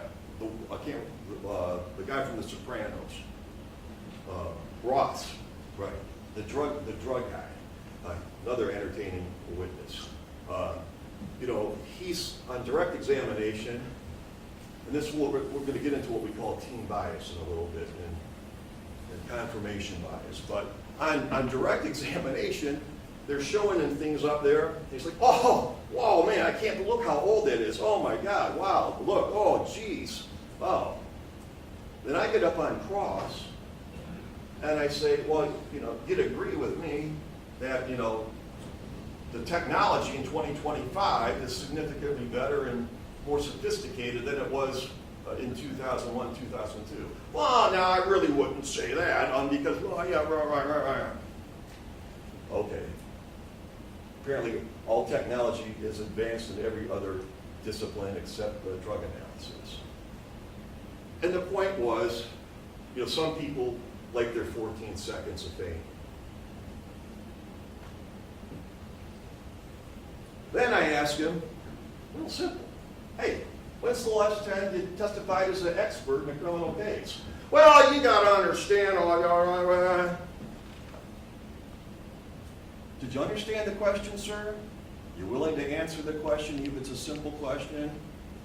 12 years ago.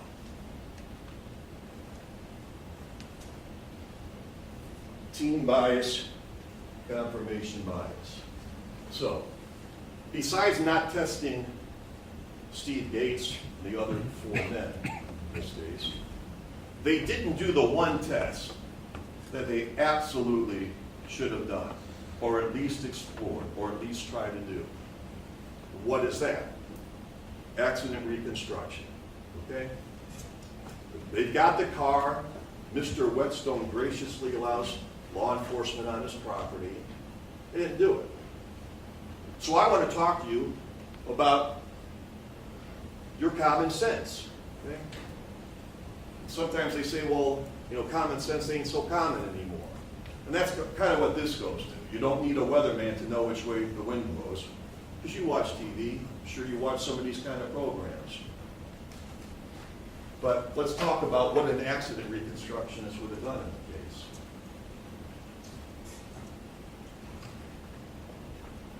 Scene analysis, measure skid marks, debris fields. Now, we know that there was a lot of debris, but it was all in the car and floated to the water. What are the roadway conditions? You use drones, lasers, to show the depth.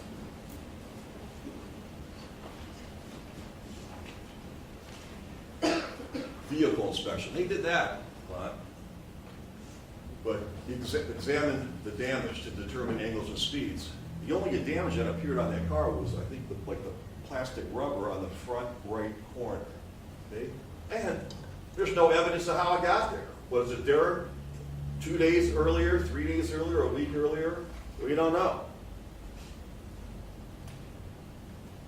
Checking brake function, tires, lights, other mechanical systems.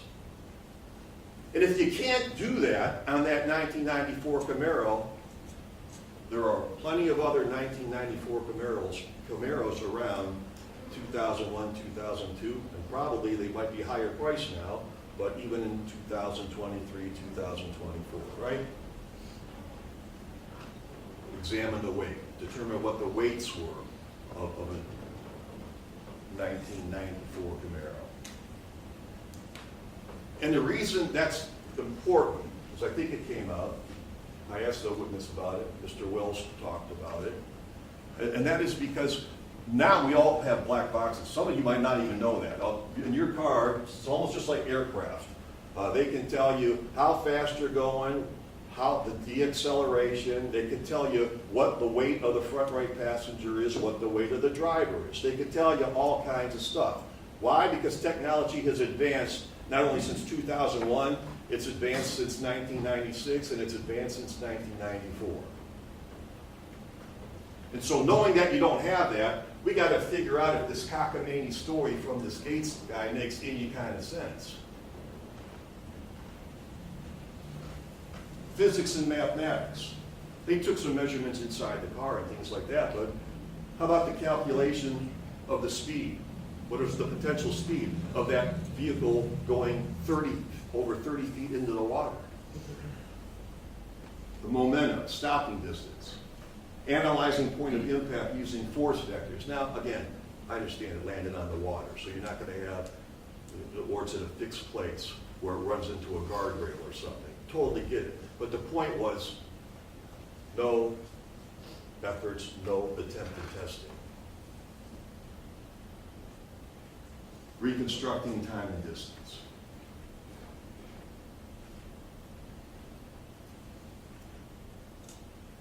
Technology and simulations, we see that all the time, right? They're going to give you they're going to come in and they're going to give you a computer simulation of what they believe happened based upon their star ear witness and eyewitness. Using AI, modeling lighting and weather conditions.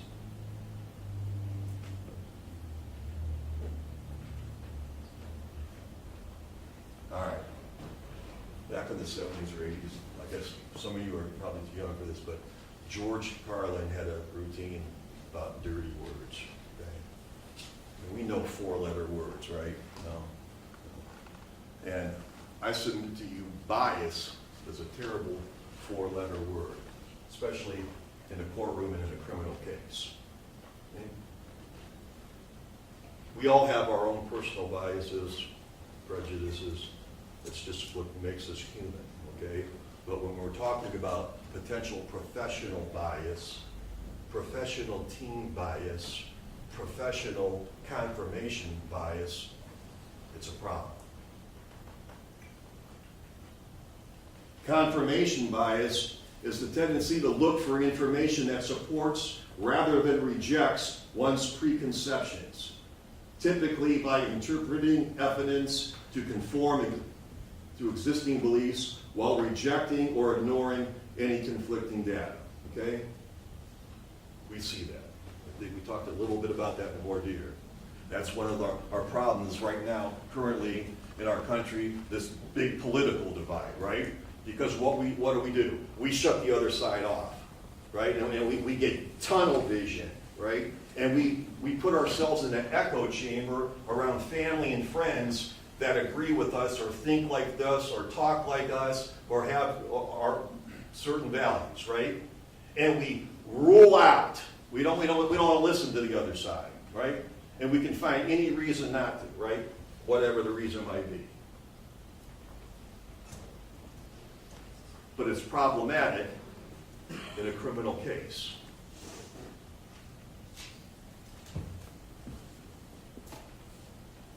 Team or tribal bias leads us to make unconscious choices that favor our team and that disfavor the other team, the alien tribe, the opposition, right?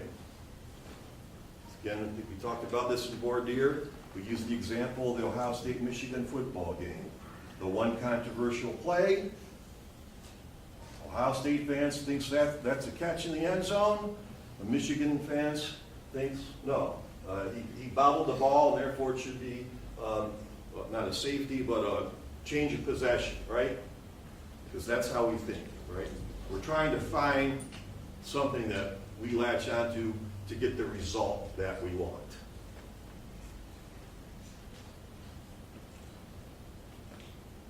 Okay. Here, where does this come out in this case? On cross-examination, Mike White acknowledged that no polygraph test was administered and that standard testing protocol was therefore not followed. He also agreed, on cross, of course, that false confessions can occur, and testified that he could not rule out Hicks' innocence, his outright innocence. He's a career law enforcement officer.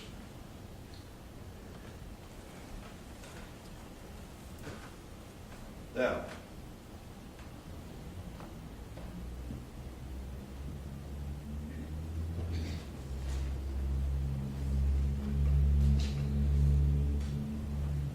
State's Exhibit 12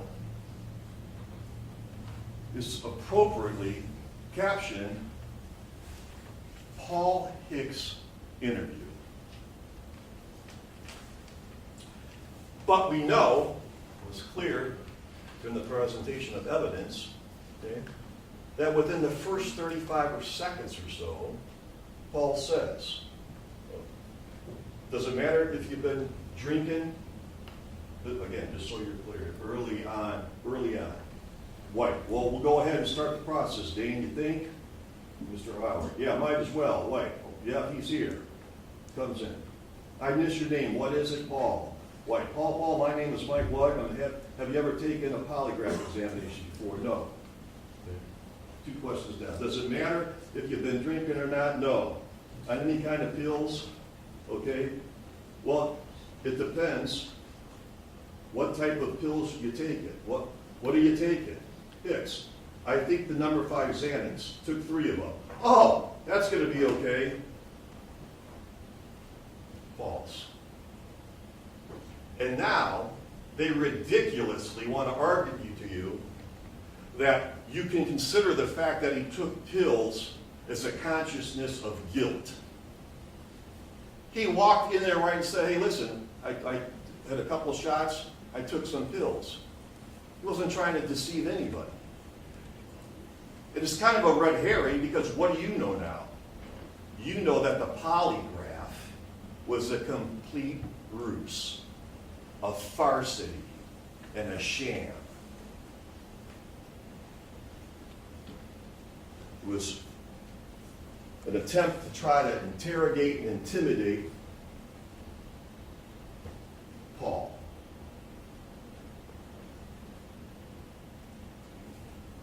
I need to give them overwhelming evidence. I need them to believe that there's overwhelming evidence of guilt. No, you don't. No, you don't. No, you don't. You're allowed to be truthful. Law enforcement, okay, absolutely A-okay for them to be firm. But it's incumbent, if we want justice, that they're fair and that they're impartial.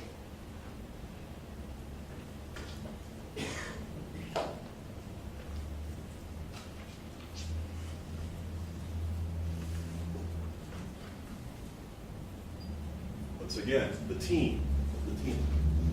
Talk about the railroad. Once that train gets rolling down the track, it's hard to stop it. That team is moving, right? And so now we've got Dr. Barnett and Dr. Harwood. Right? Who do they meet with when they're doing their examinations or making their conclusions to talk to people in the community? They're meeting with law enforcement.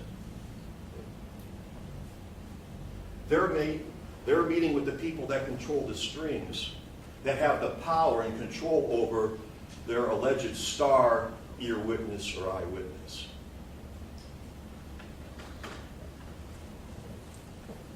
And what did Dr. Barnett tell you?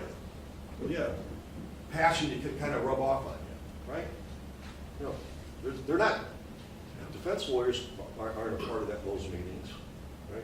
Because he wasn't even charged with it, of course, right? And it's body language between the parties, right? How are you coming across to the doctors? I mean, we know, they were upfront about it. They said, hey, we went and had the death certificate changed, right? But again, it's the influence. I mean, it's the influence that's concerning. Who stands up for a defendant at that point in time? Nobody can because, right? There isn't one at that point in time. What else do we have going on here, okay? Besides badgering Paul, I think Gates said, I think Chance and Pip said, you know, they were leaning on these people. And I get it, you know. There's stress involved in this. I mean, they have a job to do, serve and protect, and they're trying, but they're not getting anything. They're hearing all this crap from all kinds of different sources. So yeah, law enforcement's gonna get frustrated, okay? That's the nature of the game. Get it? I get it. But you've got them badgering witnesses. What did Jimmy Patrick say? He said, listen, they were trying to get me to say things that weren't true. They were trying to get me to say things that weren't true. Mike White tells Paul, hey, I'm not, I gotta tell you, I'm not affiliated with Willard Police Department. I'm not affiliated with the Huron County Sheriff's Office. The hell you aren't. They're sitting in the next room. They're walking in and out of the interview room.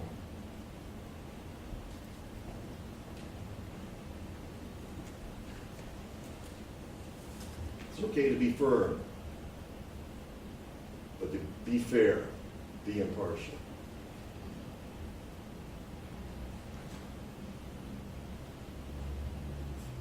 Atomic ozone test. Hey, we got your DNA, we got your fingerprints. No, you don't. And the problem with that kind of crap is that's how innocent people get wrongly convicted.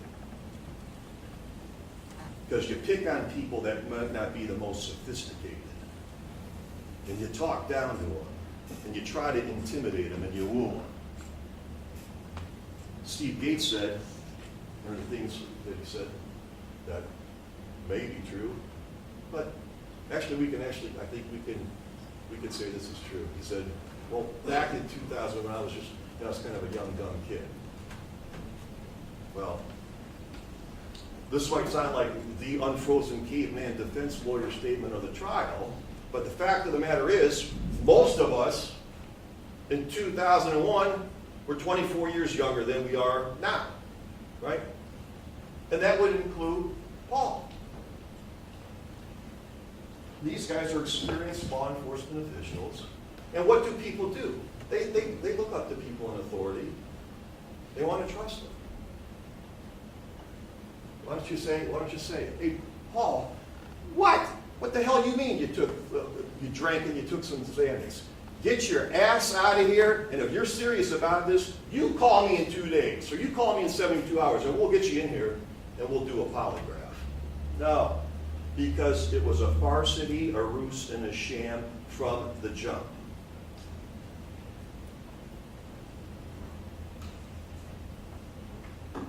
Yeah. Want to go over with you some of the things that we went over with Mr. Gates. It's on the stand. I asked him the page number, and just to expedite things, I would give him the line number. So we start at page 51, okay? So for 50 pages, question, okay, what happened? What really happened? Because the story's incredulous.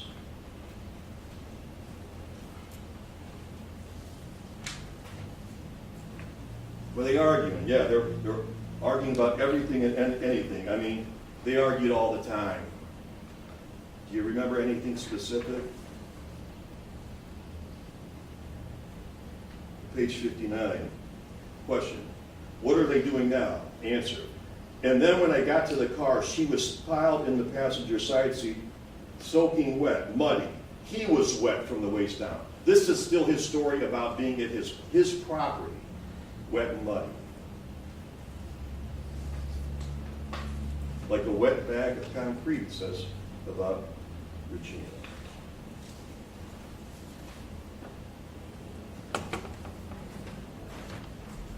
Then he says, I remember to a T, she's dead.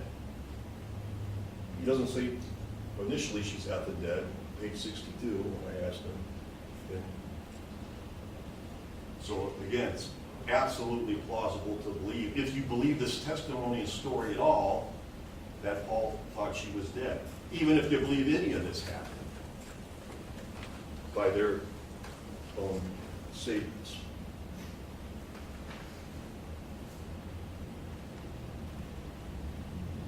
Talking about now, allegedly, at the pond. Okay? I turned around and when I came back, all I remember is the car was up in the air.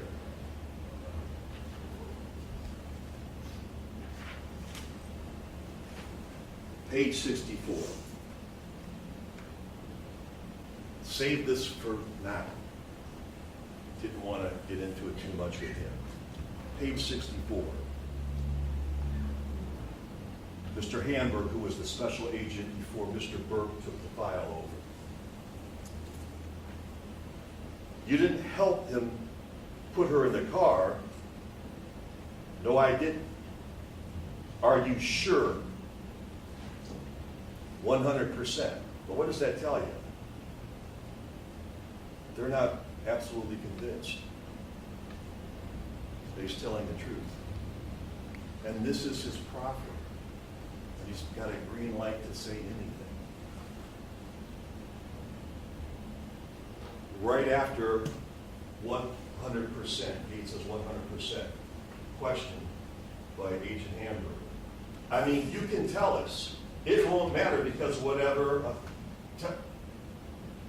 can't be used against you.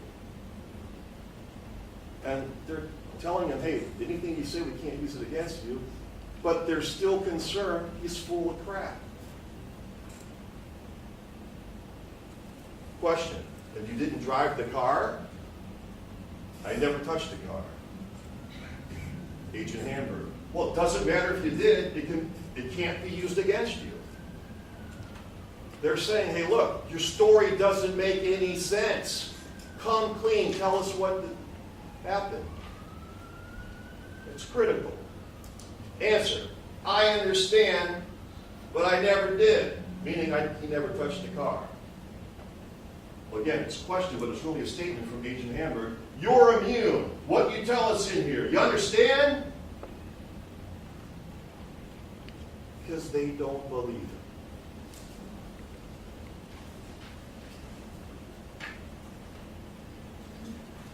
Question, never got in it, the car? Answer, never got in it. Question, never pushed it? Never pushed it. Question, never touched it? Never touched it. He drove it, meaning Paul? Yeah, he drove it. To the pond, right? How did he drive it into the water? Just revved her up and put her in gear. Here we go. But again, the importance of that exchange is they don't believe him. They don't believe him. And that's why they keep telling him, hey, you can tell us anything. Got a green light.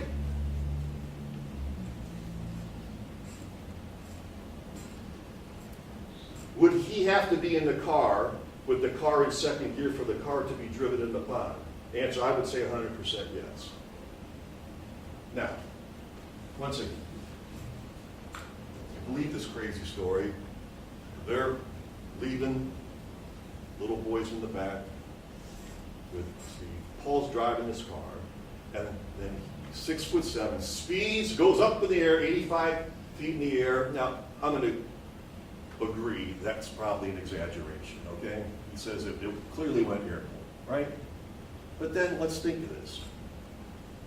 He dives out or as a 6'7" man or crawls out of the window under those circumstances.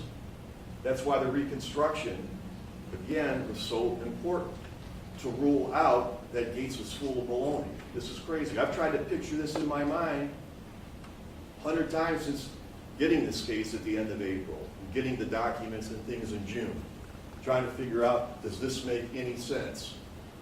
And the fact that he might drive small cars on the road, that's completely not relevant to whether he's speeding in a sports car, up in the air like Evel Knievel, landing the car, not pushing the driver's door open because you can't, right? common sense with the force of the water and the poundage of the water, he's able to get out of this car. And then Gates, he doesn't tell you any details. None. He didn't tell you any details. All he says is, next thing I see, he's coming out of the water. I'm thinking to myself, does he look like Sasquatch? Right? I mean, we missed some key things here, it seems like. How about this? You got Montana sleeping in the car, okay? Now, that's not what they mean by kidnapping in this case, okay? That the 4-year-old was sleeping in the car.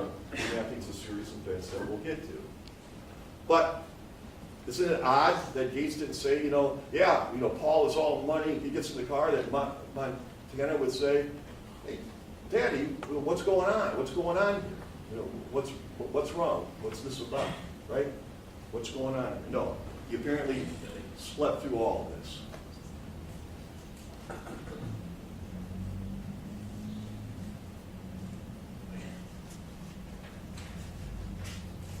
It seemed like the car was 85 feet in the air, but in reality it was probably this high off the bank. The point was, the Whetstones told you, it was 30 feet in before they even touched it and started dragging it ashore. They asked him, they revert him back to his property. He says to them, because they're asking about them already being muddy and wet at his property. Witness, I can't say that for sure, but I'm guessing that the altercation was probably down by the car.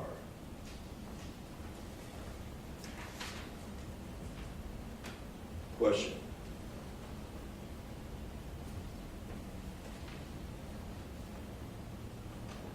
How are you a part of it before you leave your property? I have no idea. I never thought that through because, like I said, like Mr. Casares asked me, he says, like, you didn't say F you? I'm not part of it? I didn't do anything? Answer, no, I didn't. But, once I seen the car and I see, Oh, let me get the sidebar.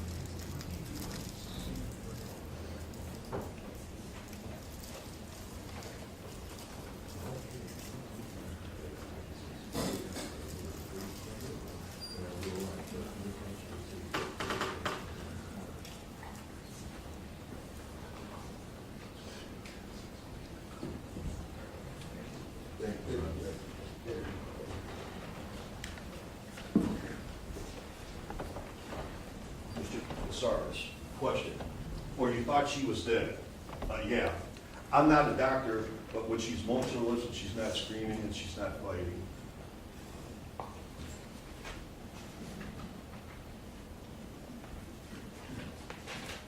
Then on page 73, I asked, again, to show it clear, I asked Mr. Gates specifically, Mr. Burke. Mr. Burke asked me, when you saw what you saw, did you ask him, what the hell did you do? The witness, right. Well, all I remember him saying was, dude, she's fucking dead. They won't fix it. But, jump up a little bit on page 78. Agent Hamburg, was the car in the pond at this point? Witness, completely submerged. It was gone. Now, again, critical part of the case. And it might seem like small, or you glance over, but I respectfully argue to you, it's important, okay? Because they're asking him about the phone calls that Paul made to Regina. Agent Burke, and when you say, and just to clarify, when you say he picks up his phone to call her witness, Regina, Agent Burke, he picks up his phone to call Regina, witness, to leave a nasty message. Where are you at? You're supposed to pick Montana up. That's what he said at the property. Mr. Casares, do you know if he called her landline or cell phone? No. Something with an answering machine, something with a message center. Why is that important? Because when he was here live, what did he tell you? Yeah, he said, hey, fucking bitch, when are you going to come pick up the kid? That's important because he's embellishing. That's why you can't trust this guy. He's a charlatan. If Line was an Olympic event, that guy wins the gold, the silver, and the bronze. Then what does he say? They're asking him about fear. What did he say live in front of you people? Well, you know, it was the Hicks family, Regina's family, but he didn't say anything specifically about Paul. No, he says, well, Chad, for one, and he talks about Chad driving him off the road or trying to hit him head on, you know? And the purpose of that wasn't to try to say that the Road family did something crazily wrong. I was trying to emphasize that he's saying stuff about Paul without any specifics whatsoever. He was very specific about the Chad Rowe. You know what? Chad Rowe thinks you killed his sister. You, Gates, maybe that's why he tried to drive you off the road. The story doesn't make any sense. They can't rule out that you were the sole actor, the lone actor, drove the car into the pond. They can't rule it out. And, oh yeah, they didn't send any of your DNA to be analyzed, or fingerprints, or hair, or body fluids.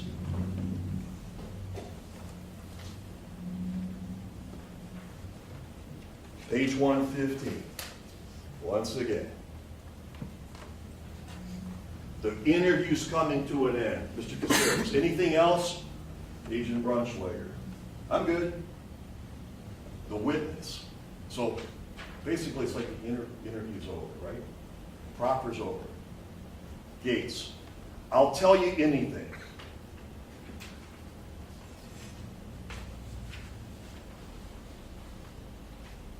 Next page, 116. Question.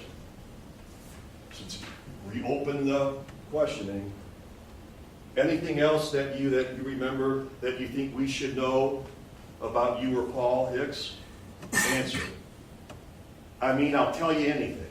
At this point, I'll tell you anything you want to know. Page 117, Casares, Mr. Casares says she's dead. Gates says, dude, she's effing dead. Mr. Davis says, lawyer, dude, she's effing dead. And he told me that. He told me that. So, submit to you that you can't kidnap a dead body if you believe this crazy story even to begin with, even by their own evidence. Mr. Casares, at the end of page 133, we get to the end of this. You didn't see anything physical between Paul and Regina. So you got busy and did something else. Answer, yes, I never saw him touch her or her touch him. Definitely yelling and screaming. So the state just wants you to believe, through speculation and conjecture, that a serious assault took place. Okay?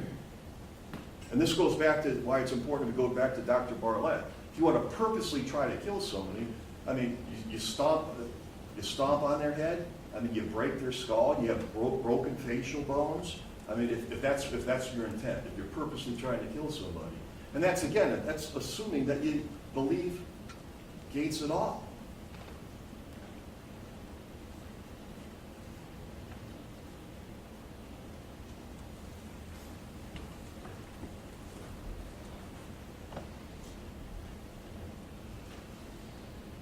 The witness that says, let me ask you something.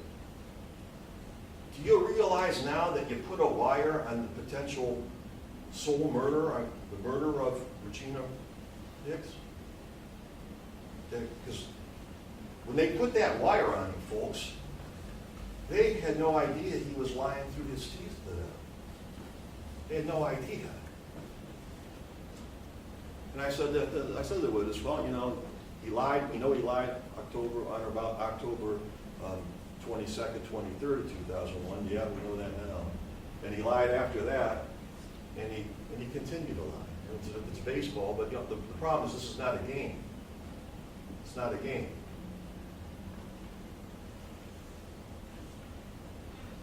What did he concede? Another career law enforcement guy. We got duped. Yep.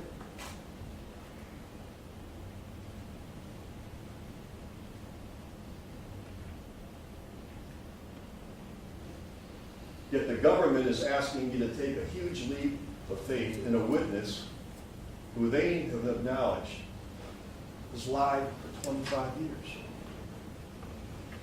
And then I think they thought, well, during his proffer, okay, this is what we got to roll with this. It's the best we got. We got to roll with this, right? It's an adversarial system. We're trying to solve this case. It's been a long time. Hey, we got to roll with this guy. So let's, even though he's the potential killer, even though we didn't check his DNA, we didn't do anything to rule him out as the killer of Regina Hicks. Let's roll with him. Let's roll with it.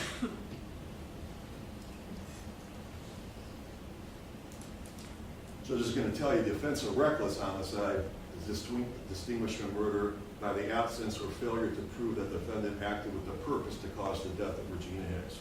Again, there's no evidence of this. There's no credible evidence that this even took place. Certainly, zero corroborating scientific evidence.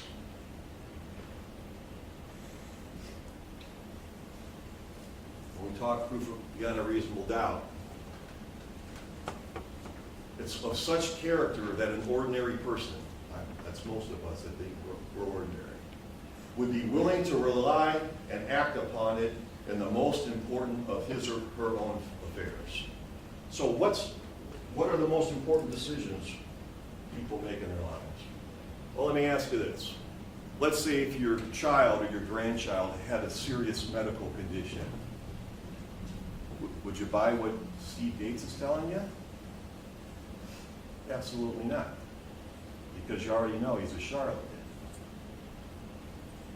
It was not kind of weird. I asked him, you ever drink milk? Oh, no, I don't drink milk. Well, did you ever have a stale beer? No, I don't drink beer. Well, I'm going to tell you what, you don't have, you can attempt to drink it for him, right? And as you damn well know, based upon your experience of human beings, that you go to have a sip of milk and it's spoiled, you don't drink the rest. Well, that's the same thing with the government informant. He's had 25 years to be truthful with law enforcement. And I think he's still bullshitting them. And that's their business. But I'm not going to let them bullshit you.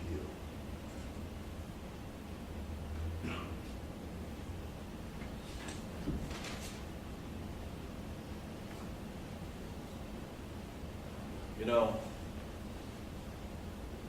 when he was on this witness stand, he was testifying in this critically important case. Ask yourselves, each and every one of you, did he look any of you in the eye? Any of you? Did he make eye contact with you? No. And you wouldn't buy a used car from a person if they didn't look you in the eye when they talked to you. They didn't give you a firm handshake. The state's case has failed. It's failed in several of the issues. And there's no way you can reasonably conclude that he's guilty of any of the murders or the kidnapping because he's their sole witness. That's it. The dumb stuff Paul has said, or nasty stuff he said, has nothing to do with the elements of the offense, folks. You don't have to like it. It's real important. Let's say that you believe that the state actually proved, in this case, he's not guilty. They affirmatively proved he's not guilty. let's say you believe the state has proved, meaning with their evidence, that he's highly unlikely not guilty. Won't have this big incline.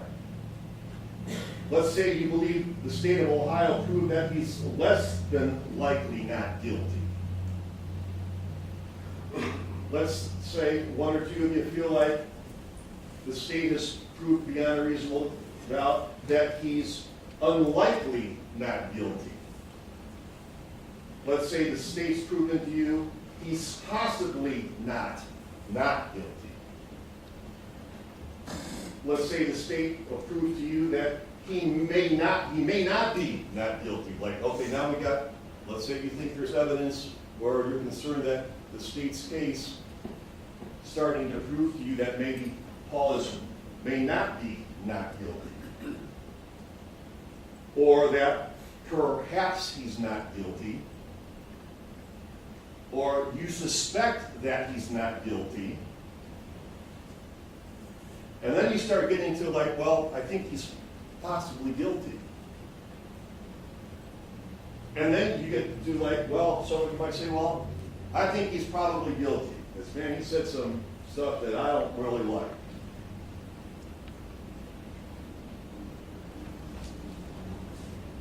And then you get to the point that you believe they prove to you that he's likely guilty.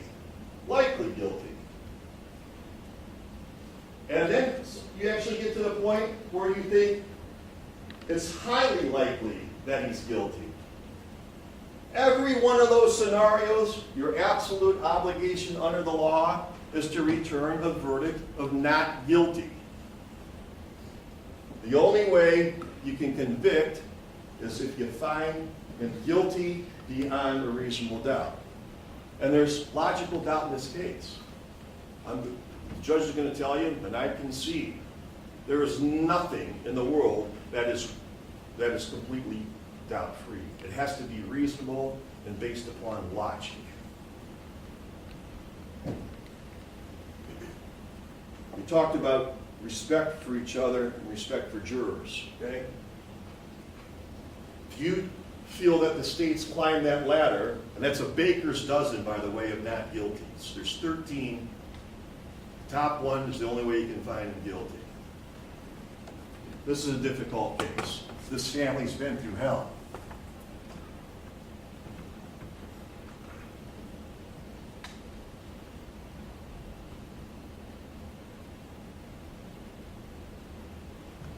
But your job is to follow the law. And I'm going to ask you to do that. Judge is going to give you the jury instructions. When you deliberate, think carefully. You know, if this case is based upon that guy, we got problems. We got problems. I'm not saying law enforcement didn't try hard in this case. They did. And I want to talk to you again about primacy and recency because this is the last time I get to talk. Who did they bring up after Steve Gates? Because you don't want to end the case with that guy. You bring up in Mr. Wells, right? Likeable guy, right? I don't think he was an expert. The court agreed, okay? He's what I call, an all-purpose law enforcement all-star. Okay, there. I did this. I did this. I did this. I did this. But in this particular, and of course he understands waterborne stuff more than us. There's clearly no doubt. And he's a passionate guy, but he's a part of team bias. He's a part of team convict. He's not a part of team impartial. Okay. He believes in his heart of hearts this happened. He's going to try to give you what he thinks you need. Okay? Then they finish with Agent Burke, right? I mean, you finish with two strong witnesses, okay? Likeable people. Primacy and recency. Because you don't want to end your case on a case that should have never been brought with a guy like Steve Gates.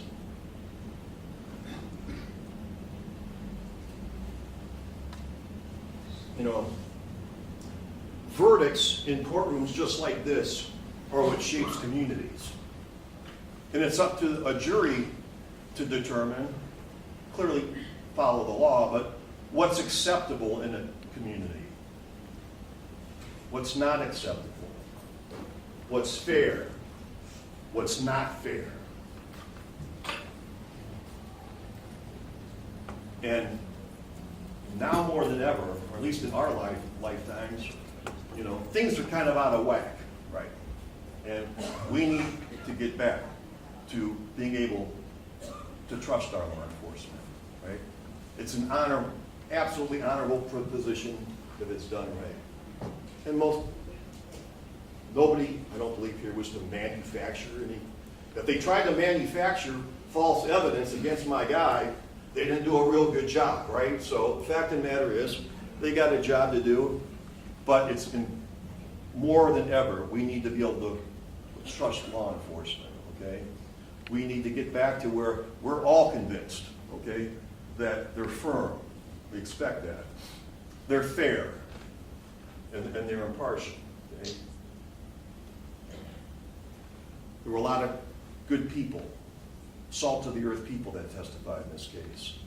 There were a lot of witnesses that were career law enforcement. And it's a brotherhood. And I don't say just brotherhood, it's a sisterhood, right? We've got men and women, clearly, a lot of different witnesses, right? It's a fraternity. I'm telling you, it's a fraternity. And they're good people, okay? But sometimes at the end of the day, they just don't have it. And everybody in this community has to respect a verdict of not guilty. That's the verdict that you render in this case, which you should. Again, they charge them with 3 counts of murder because they can't figure out their own case after a quarter century.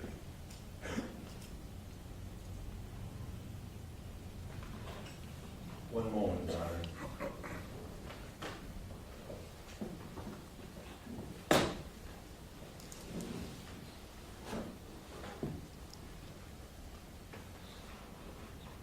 So, next couple of weeks, busy time of the year, social time of the year. And I already know this question's coming, because I've had it before. And as the judge told you, this case has gotten a lot of publicity. And like most of you, I'm going to be with family or friends over the next couple of weeks. Dinners, family get-togethers, luncheons, right? Watching, now's the important time of the year in football, right? And I already know the question's going to be asked by an aunt or an uncle, or a cousin, or a friend. Hey, how in the hell can you deal with those kind of people? Like insinuating I should be a corporate lawyer, right? Right. And I don't take offense to it. I think I told you in voir dire.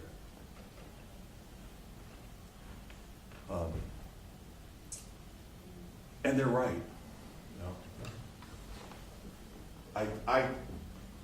I deal with some of the scum of the earth.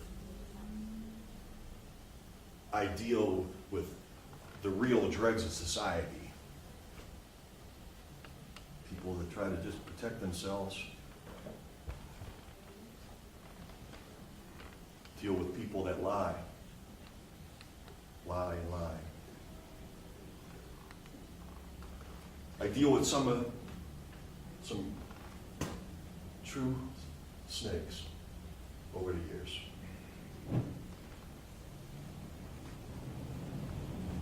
That's my job. And it's your job to protect people like Paul from those kind of people.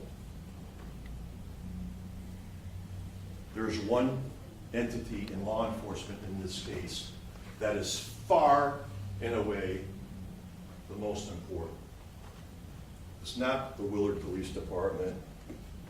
It's not the Huron County Sheriff's Office. It's not DCI or the FBI. There's only one law enforcement entity that matters in this case. It's you. Thank you, Your Honor. Thank you. Are you prepared with your rebuttal? Yes, Your Honor.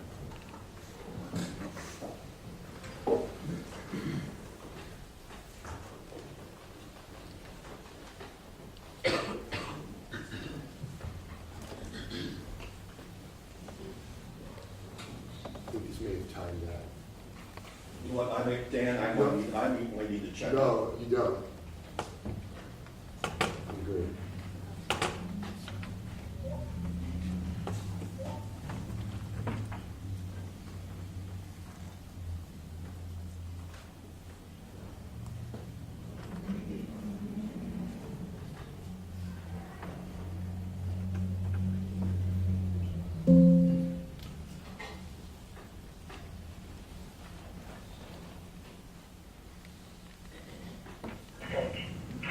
Thursday at 9:02 p.m. Hey, big ball, just want to know, you gonna come get him tonight or what? It's, should be here at 8:39. Give me a call. I have myself on, but. End of message. Words. To erase this message, press 7. Words have their meaning. The meanings don't change. Every word has meaning. It's important you pay attention to words. Words, they mean something. Hey, it's me, Paul. Just want to know, you going to come and get him tonight? You said you would be here. At 8 o'clock, 8:30, it's 9 o'clock, I have my cell phone on, bye. He didn't say, you said you would be at Crystal Hicks's house. The defendant didn't say, Regina, you said you would be at my mom's house. You said you would be here. Where is here? Here is Steve Gates's property. That's here. The defendant's own words put him at Steve Gates's property when he makes that phone call at 9:02. On behalf of the state of Ohio, Regina Hicks, and the family and friends of Regina Hicks, I want to thank you for your attention and your devotion in this case. And what this case is about. This case is the state of Ohio versus Paul Hicks. And it's about the defendant, Paul Hicks, and how he knocked his wife out, dragged her into her car, placed her into her car, and drove her car into a pond. The focus in this case, the focus is on Paul Hicks and Paul Hicks's conduct. No one else's. The murder of Regina Hicks, I mean, it's kind of like a puzzle. In a trial, you can't put one police officer, we can't put Doug Burke on the witness stand and ask Doug Burke what happened. We do a person at a time, a witness at a time, and in this case, 40 people. And we have to do exhibit by exhibit, person by person, and piece by piece, the puzzle is built. The frame, and then you build what's inside, until you know what you're looking at. Until you know what you're looking at. And you know what you're looking at beyond a reasonable doubt. In this case, we provided you with a story. It started with the friends of Regina Hicks. Crystal Hicks, Jamie Dutton, Sherry Hanshin. From the friends of Regina Hicks, we then went to the family of Regina Hicks. And then we went to the missing person investigation. Then we went to the homicide investigation itself. And in investigating the homicide, who had the motive? Who benefited the most from Regina Hicks' death?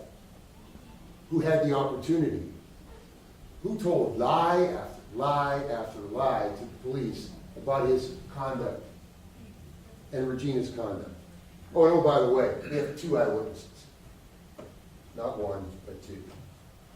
You agreed in voir dire that, and Anthony, defense counsel, mentioned as well. This isn't proof beyond all doubt or proof beyond a shadow of a doubt. It's proof beyond a reasonable doubt.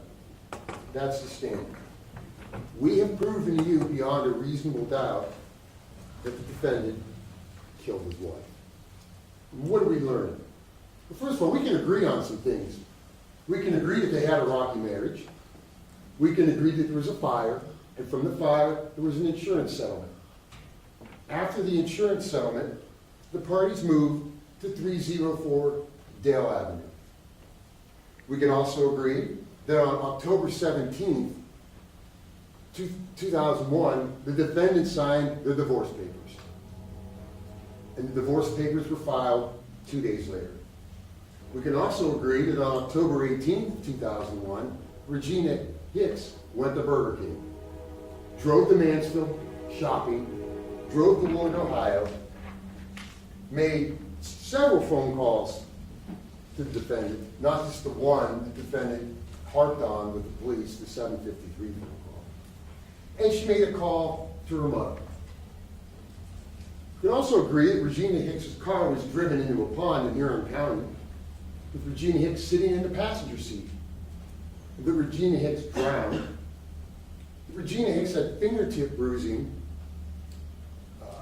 underneath her arms, and that she had head injuries on the top of her head. Now, what we don't agree upon, and that's what your job to determine, is who put these injuries there? Who did it? Well, who put Regina in the pond? Well, who had the motive? The defendant. Who benefited from her death? No custody dispute, no child support. She's dead. The defendant. Who had the opportunity to get rid of Regina Hicks? The defendant. And when she arrived at Steve Gates' property that day, at 8 o'clock, he took advantage of that opportunity. The defendant had all the motive in the world to kill Regina Hicks. And let's look at that. Motive 101. The words of the defendant. Somebody else will be raising Montana. Robin Phipps, you're going to be my mother-in-law. To Regina, I hate you. Die, bitch. You're a fucking ball and chain. You're a fucking slob. You're worth more to me dead than you are alive. Those are the words of the defendant. Motive 101, words. Motive 202, drugs. The defendant wanted full custody of his son. Didn't want to pay support. Didn't want Regina to have custody. Initially, they were supposed to have shared parenting. But Regina, I don't want to do that. I talked to a lawyer, and I don't want to do that. I want custody, and I want you to pay me support. The defendant didn't want to do that. So what's the defendant do? In August, he contacts Metrich, that drug task force that investigates drug activity in 10 counties. And he tells Metrich that my wife's a drug dealer and she's a drug user. He does that in August. When nothing happens, Metrich apparently didn't do anything the defendant wanted him to do. He took the next step. He planted drugs, albeit moldy drugs, he planted drugs in her car. He planted marijuana, and he planted pills. And then he had his buddy, Steve Gates, who he trusted enough to take care of this for him, call the police. Steve Gates calls the police, he gets a hold of Dane Howard, and Regina's pulled over in Willard. And lo and behold, the drugs are found in the vehicle. But the police don't charge Regina Hicks for having the drugs in the vehicle. She says, these aren't mine. My husband put them here. Because the drugs were moldy, they didn't look like they were about to be trafficked, Regina wasn't charged.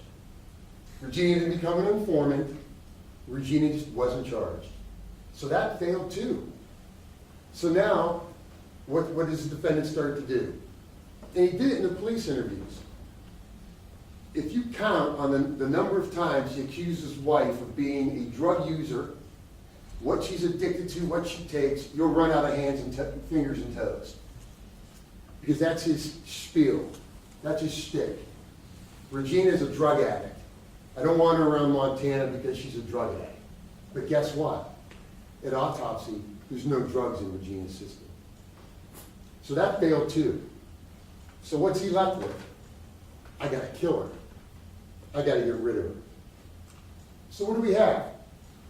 Motive 303, conscious evidence of guilt.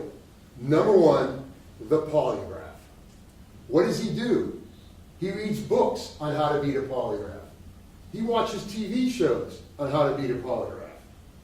First he says it was 3 Xanax, then it was 5. But in any event, he secured 5 Xanax pills the day of the polygraph from a friend.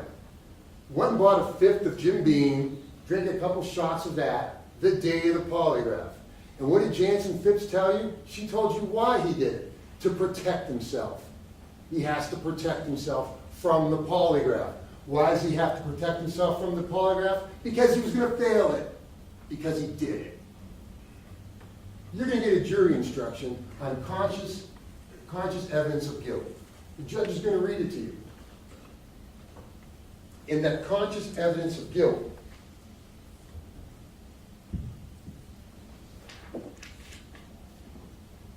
can be inferred from the defendant's game that he played trying to manipulate the polygraph.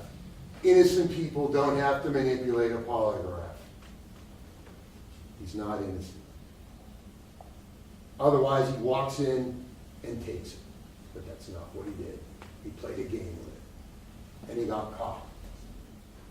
He got caught. Another example of conscious evidence of guilt is the letter to Lisa Carroll about a twin brother that he made up, that doesn't exist. Almost as if to say, an alter ego did this. It's almost like a confession. My twin brother was involved with Regina. My twin brother was doing stuff with Regina. He looks just like me. He might be a drug user, a drug dealer in Canada. He's a computer hacker. Okay? He doesn't have a twin brother. His mother certainly would know if she gave birth to twins. She didn't give birth to twins. His sister would certainly know his older sister would certainly know if he had a twin brother. No. He has no twin brother. This is an indirect confession telling Lisa Carroll in this letter, hey, my twin brother hung around Regina. There's police reports about Regina and my twin brother. There is no twin brother. Never was, never will be. Other evidence. Motive 404. Regina nixed, as I've indicated to you, the dissolution. I don't want a dissolution now. The defendant's abuse of Regina, testified to by a number of witnesses. The defendant had 2 girlfriends, Donna Cox and Jansen Phipps. He tells the police that Regina assaulted one of the girlfriends and was harassing the other. Well, he's got to free himself of that ball and chain. And he had the chance to do it on October 18, 2001, and he took advantage of it. Another part of motive 404, Regina Rowe, is freeing herself from the defendant's control. Early witness after early witness in this trial told you they witnessed the defendant control her. Now Regina Hicks is free to hang out with Sherry Hanshew whenever she wanted to. They had Sherry Hanshew dye her hair. Free to get a tattoo with Jamie Dutt, which the defendant blew a stack when that happened. Free to hang out with whoever she wanted to. Free to associate with her family. Free to see Chad Rowe and hang out with Chad Rowe, Uncle Carl, and Uncle Denny. free to buy an ATV, free to invest money in a business with Uncle Denny, or Uncle Carl, I'm sorry. When the defendant wanted money, $19,000 supposedly to buy a house or something, she said no, and free to buy that Camaro. Free to buy the Camaro. So Regina Hicks was breaking away, and he couldn't stand that. Motive. Witness after witness told you that Regina Hicks was happy. She was moving on.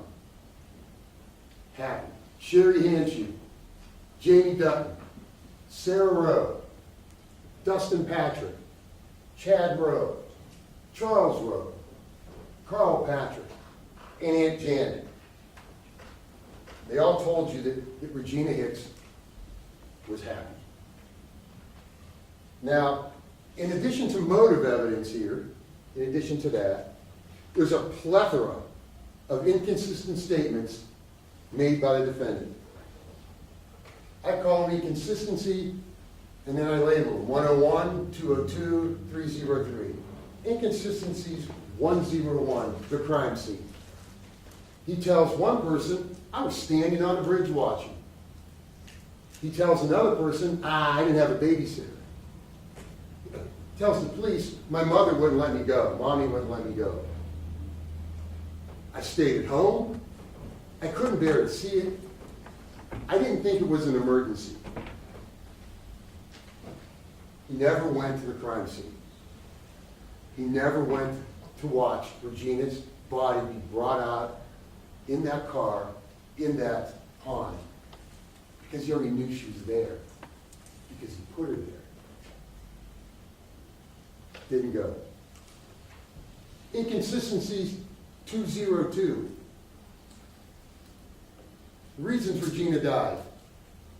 Well, it was a suicide. He's grasping for straws as to why Regina died. It was a suicide. But as I just told you, family member after family member told you she wasn't suicidal. She was happy. She had a boyfriend. She was moving on with her life. In fact, I think she loved her boyfriend. I know it was kind of quick when those things happened. Paul Hicks told the police that Regina apparently wanted to marry the guy. He wasn't happy with that. He told the police that too. Uncle Carl. There's no evidence Uncle Carl's a drug dealer. There's no evidence Uncle Carl's a con man. You saw Uncle Carl testify. Ricky Sexton, who was a drug detective in Willard for years, never heard of Uncle Carl as being a drug dealer. Didn't know anything about Uncle Carl. Then there was an accident. The wheels came off. Well, the wheels didn't come off. She was drunk. Said that too.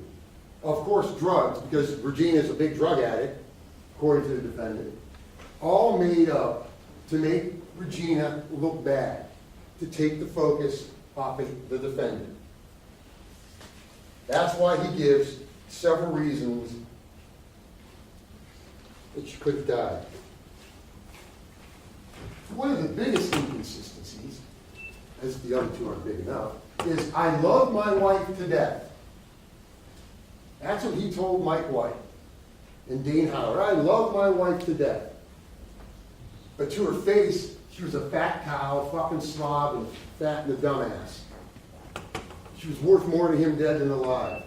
He actually admitted in the same interview, that interview with the polygraph interview, he actually admitted in that interview later on that he told Regina to her face, I don't love you anymore. I love Jansen. I'm not making this up. You'll have the transcript. You can look through it. You'll have the recording. If you don't remember it, you can watch it. In the same interview, he says, I love my wife to death. And then he tells officers an hour later, I told her I didn't love her anymore. I love Jansen. You can't believe what this man tells you, what this man told the police.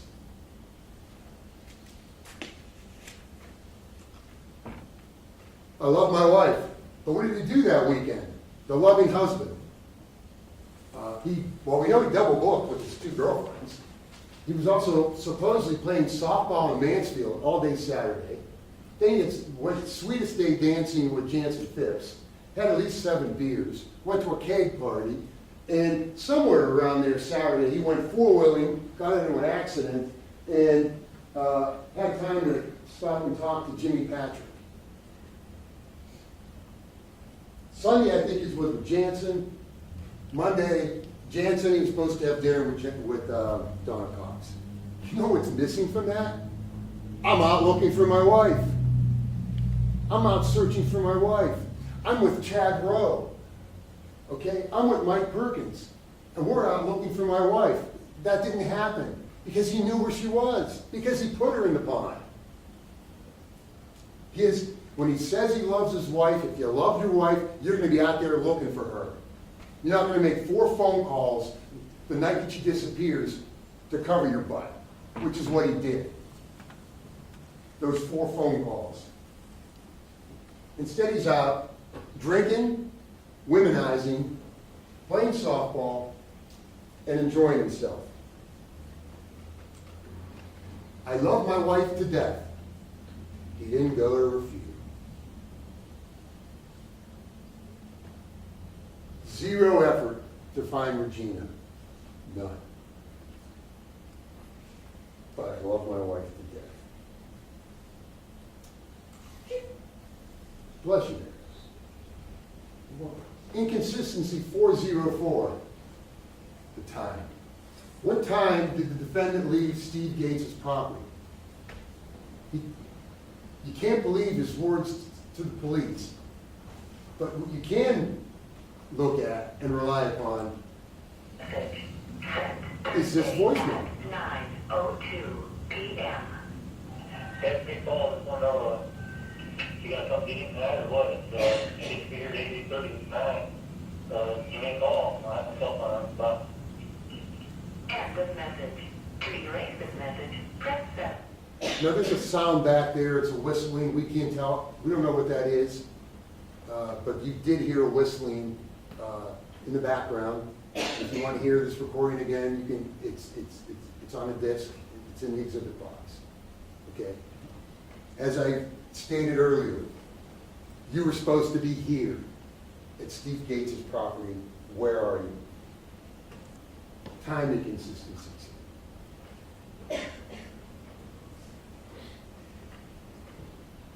If I had plans, if one has plans at 8 o'clock on a Thursday night with whatever they're going to do, but we're babysitting a 4-year-old and the mother doesn't show up, I'm going to be on that phone right away. Where are you?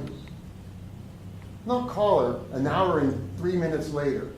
But you know who did call her when she was 15 minutes late from getting back? Mike Perkins.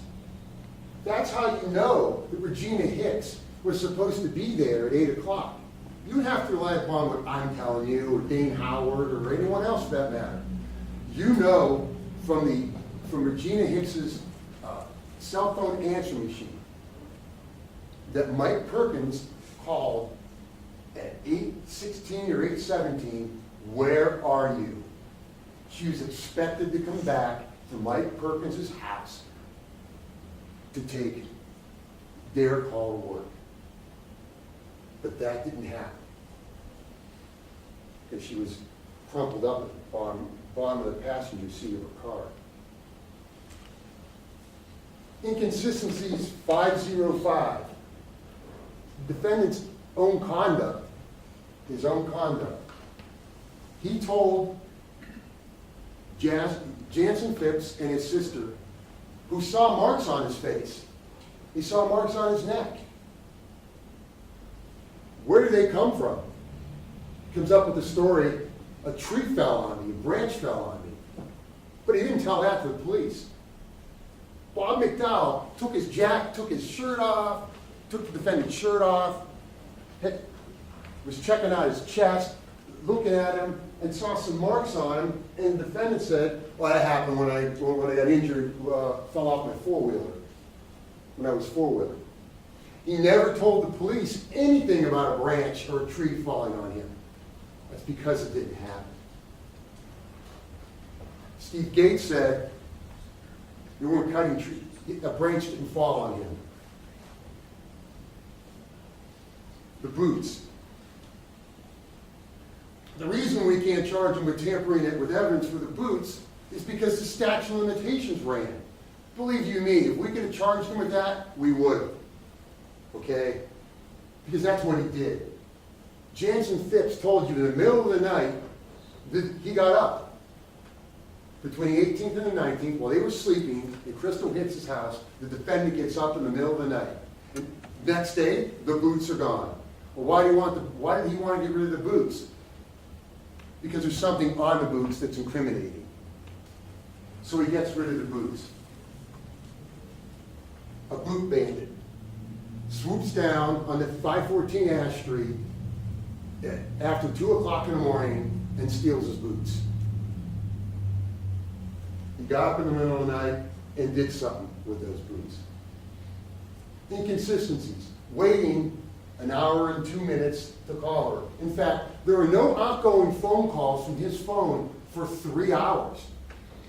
For 3 hours.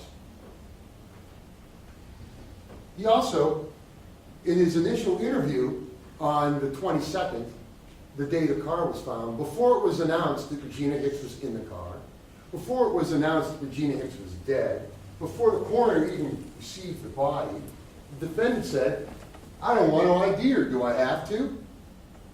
He didn't know she was in the car, or an innocent person wouldn't know she was in the car. Then he said, before Dr. Barnett even had her body and did an autopsy, he commented that she drowned. Well, how does he know she drowned? Unless he put her in the pond.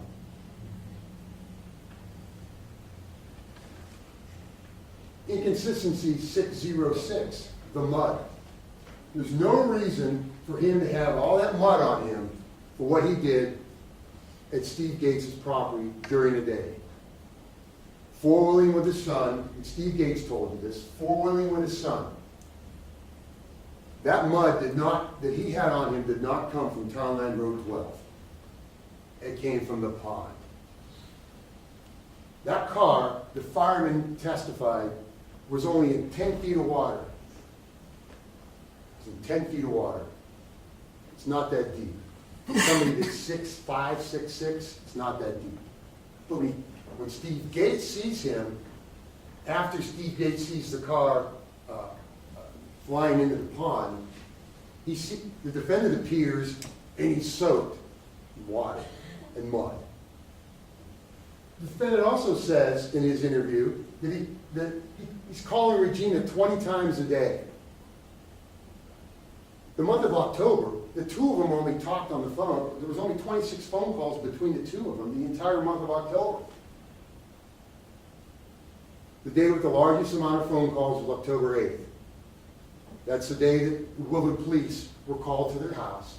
That's the day that, coincidentally, Regina bought the Camaro. There were 7 calls.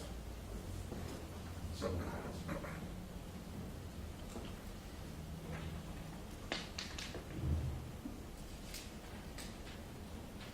He told Mike White that he had never been unconscious in his life. An hour later, he told Dane Howard that Regina hit him with a pan and knocked him out. He couldn't even be honest with the police about whether or not he'd ever been unconscious. Lie after lie after lie. Then there's that phone call. That phone call at 7:53. The defendant says it was loud, it was in a bar. He wants to paint this picture of this drunken woman, this drug addict woman. She's in a bar drinking, and she can't pick up her son. He wants to make her look like a bad mom. I mean, unfortunately for him, the testimony was she was a good mom. But she's not calling from a bar at 7:53. She's calling from Mike Perkins' house. He never told the police about the other phone calls with Regina, where Regina made the arrangements with him to pick Montana up at Steve Gates' property. There's a voicemail from Joe Hicks. We'll get to that in a little bit. Where Joe Hicks calls Regina, I think it's at 2:37. It says, "Hey Regina, Montana's at Paul's house. He wants you to pick, Paul wants you to pick Montana up around 8 o'clock." And these are Regina's phone calls that the defendant doesn't tell the police about.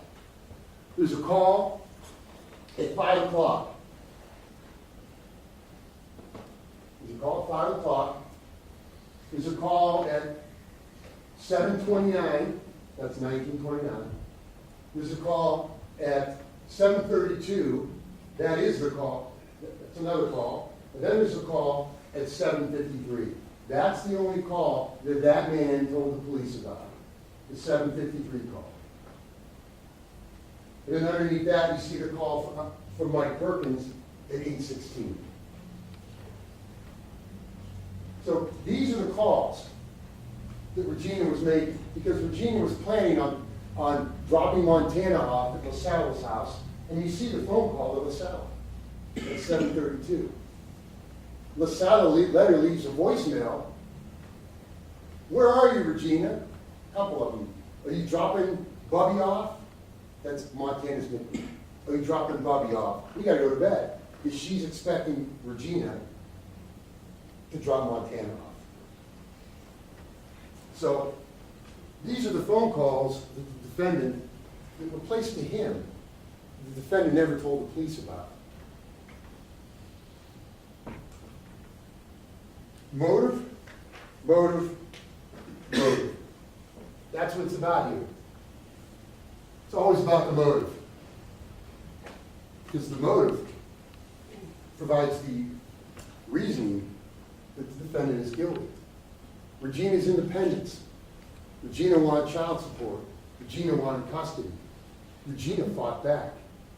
You don't fight back against Paul Hicks. Regina ended up dead. Then the defendant plotted to trick a polygraph to cover it up. So, Steve Gates.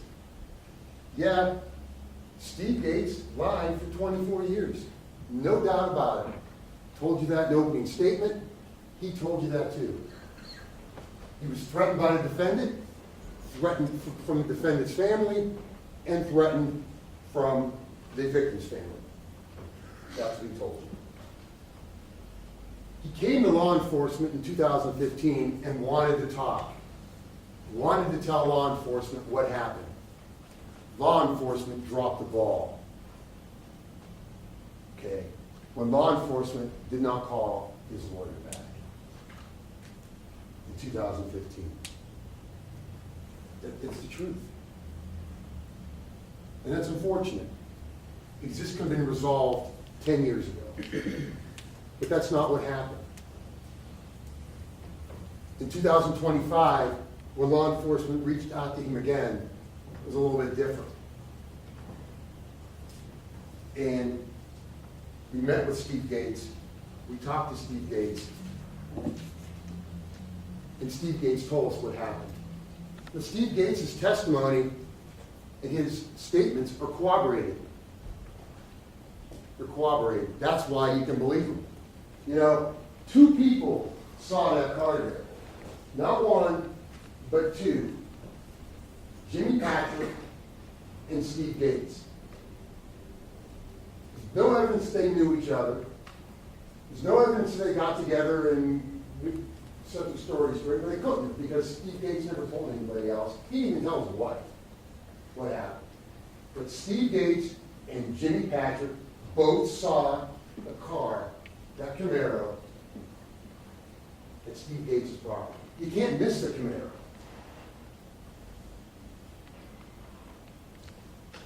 His testimony is corroborated. But according to Paul Hicks, Regina wasn't there. That's what he told police. Regina wasn't there. That's what he told Jansen. That's what he told Crystal. That's what he's told the world. Regina wasn't there. But she was there. She was there. Corroboration, further corroboration. The phone records corroborate what Steve Gates told police. You heard the phone call at 902. You're expected to be here. Not Crystal's house, not the Havana Tavern, not Jewel's house, but here at the Gates property. It's the same thing he told Jansen Phipps when he called Jansen Phipps. He told Jansen Phipps he was still at the Gates property, and he called Jansen Phipps after 9 o'clock. Because he told Jansen, I'm on my way, I'm leaving here, I'm going to go to Crystal's house. Meet me at Crystal's house. That's how Jansen knew to go to Crystal's house when Jansen got off work. So you have the voicemail and you have Jansen Phipps. Both of them are telling you that the defendant is at Steve Gates' property after 9 o'clock. Not 8:45 like he tells the police, not sometime after 8.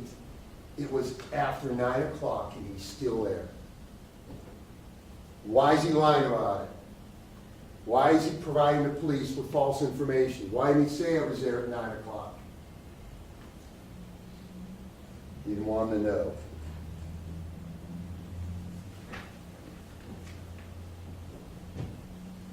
Steve Gates testified that the car was a little bit off the bank, higher than the bank, when the car went into the pond. Now, we heard, I don't know how long it was, about reconstructing reconstructing Paul Hicks driving his car into the pond. So what are we supposed to do? Go grab a Camaro, put a person in it, and have them drive off the embankment and up over the hill and into the pond?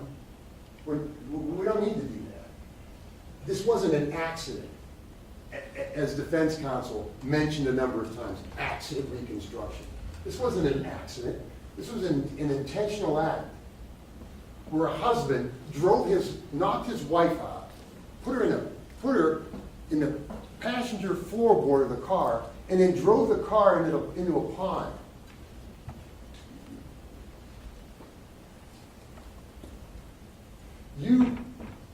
Rick Wells testified that Regina Hicks was placed in the passenger seat. And he told you why he could testify that she was placed in the passenger seat. Because of these boots.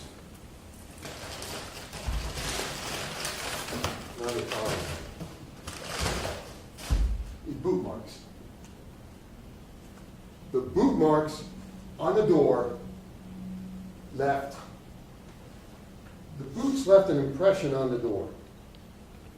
It still exists today because it was protected. The right shoe of Regina Hicks. This is the shoe that left a mark on the door. Remember what Steve Gates said. The door was open the passenger door was open when he got to the car. The dome light was on. This shoe tells us that that Regina Hicks was placed in the car, and when she was placed in the car, the shoe went like this and scuffed up the car.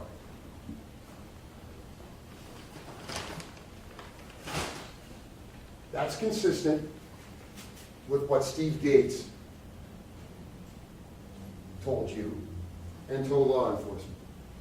You also saw Steve Gates, we all saw it. He got emotional on the witness stand. He was crying. Okay? That was genuine. When I asked him what happened when he got to the car, and when he got to testify, when he got to the part about Regina, crumpled up at the bottom of the passenger side of the car, he started crying. It was genuine. It wasn't concocted. It wasn't crocodile tears. It wasn't made up. It was genuine. Steve Gates had nothing to lose. He could have kept his mouth shut.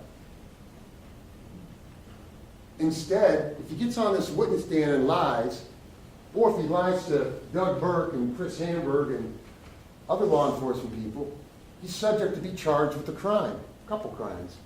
perjury, and obstructing justice. That reminds me. The defendant is charged with murder 3 times because there's 3 separate ways to charge him. It isn't that we can't figure out how he did it, but there's 3 separate ways to charge what happened. So we charged him with each way that we could. That's why he's charged that way. Not because we don't know what happened. We know what happened. He knocked her out, put her in the car, drove the car into the pond. Steve Gates's emotion was genuine. He kept quiet all those years. He could have still kept quiet. He didn't have to come in here and tell you what happened and open up. He didn't have to tell you that. But he did. And he told you why he kept quiet. Out of fear. And the defendant, he actually told you, the defendant told him, when the defendant killed Regina, hey, you're in this. You're in this with me. Steve Gates just witnessed Paul Hicks drive his wife's car with his wife in it into a pond. Okay? He's thinking, I'm next. I'm going to keep my mouth shut. And that's what he did.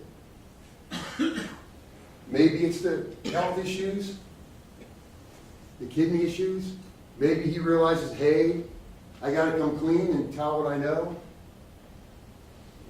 Whatever. That's what he did. He came clean, and you saw him come clean. He was genuine when he came clean. He wasn't making anything up.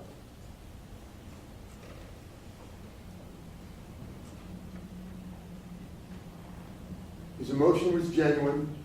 If he lies, he has a lot to lose.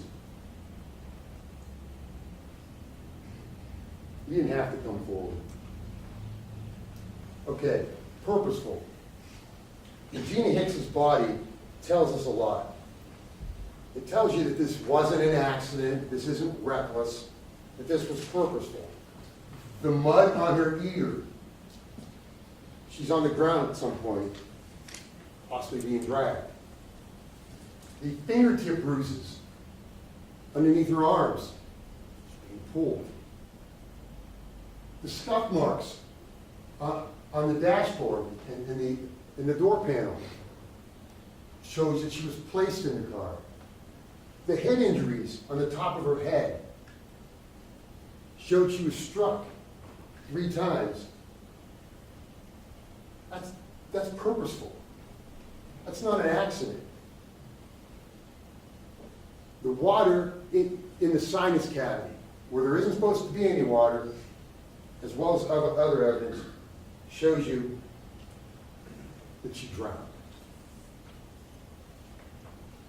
There's also cuts on her face, I think on her forehead, right above her eye. You'll have those pictures. They're like parallel cuts. Look like she got into a fight. Something scratched her there on the 18th. Something did. She had other marks on her as well. Now, obviously, I mean, it's true that there's no scientific evidence linking the defendant to this crime. That's true. There's no DNA, there's no hairs, no fingerprints. Well, there could be no mud because the defendant washed his clothes and got rid of his boots. But, I mean, that's true. But our legal system places a lot of faith in the credibility and truthfulness of witnesses. If the judge or jury finds a witness testimony to be believable and sufficient to prove a person guilty beyond a reasonable doubt, they can be found guilty beyond a reasonable doubt, even without DNA evidence, even without hair samples. You believe the witnesses. And we presented you with 2 eyewitnesses that placed Regina Hicks on that property at 8 o'clock on October 18th, 2001, when the defendant claims she was never there.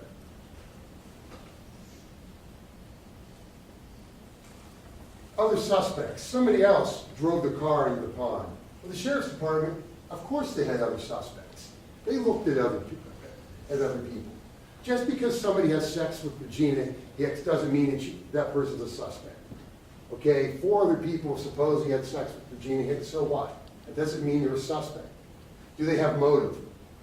Do they have a benefit? Is there a benefit to them to kill or want to kill Regina Hicks between 7:55 and 8 o'clock as she's driving to Steve Gates' house to pick up her son? Because that's what you would have to believe. Okay? No opportunity to see her, to grab her, to knock her out, and put her in the car.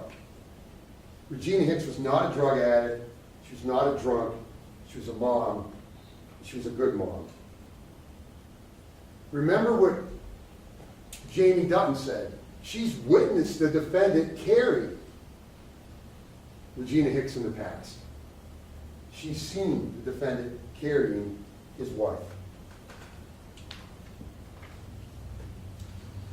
Now, Regina Hicks was alive when she was at Steve Gates' house, crumpled up on the passenger side floorboard. The defendant carried her there. He would have known that she was alive when he was carrying her there. When Steve Gates said, "Hey, we got to get help," the defendant didn't want to get her help. This is my chance to be a single dad. This is my chance to get away from the ball and chain. This is my chance to be with Jansen, who I just told her mother that Jansen's going to raise my son, and her mother's going to be my mother-in-law. This is my chance. So of course he's going to tell Steve Gates she's dead. But she wasn't dead. She was alive. She was alive in that car.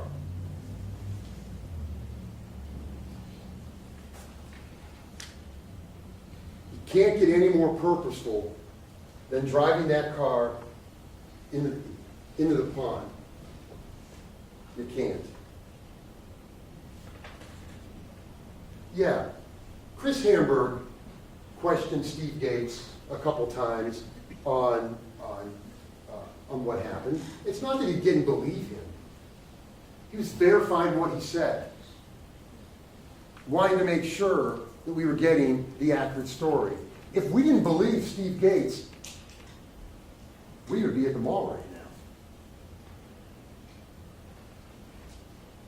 now. So that suggested we didn't believe Steve Gates when Steve Gates was being interviewed. That's Mickey Mouse land. That's fantasy land. It's not reality. We did believe Steve Gates. We do believe Steve Gates. That's why we're here. One of the reasons why we're here. Jimmy Patrick and other witnesses are other reasons why we're here. The charges: murder. It purposely caused the death of Regina Hicks. Count 1. Count 2.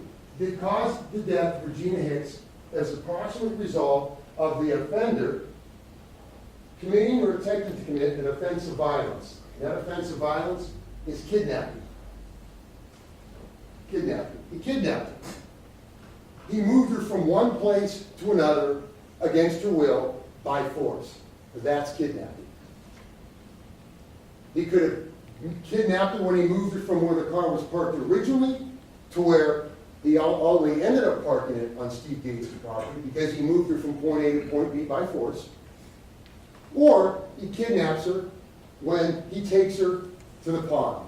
Either way, it's kidnapping because he moves her without her consent after he knocked her out. So it's kidnapping. And kidnapping is a felony of the first or second degree.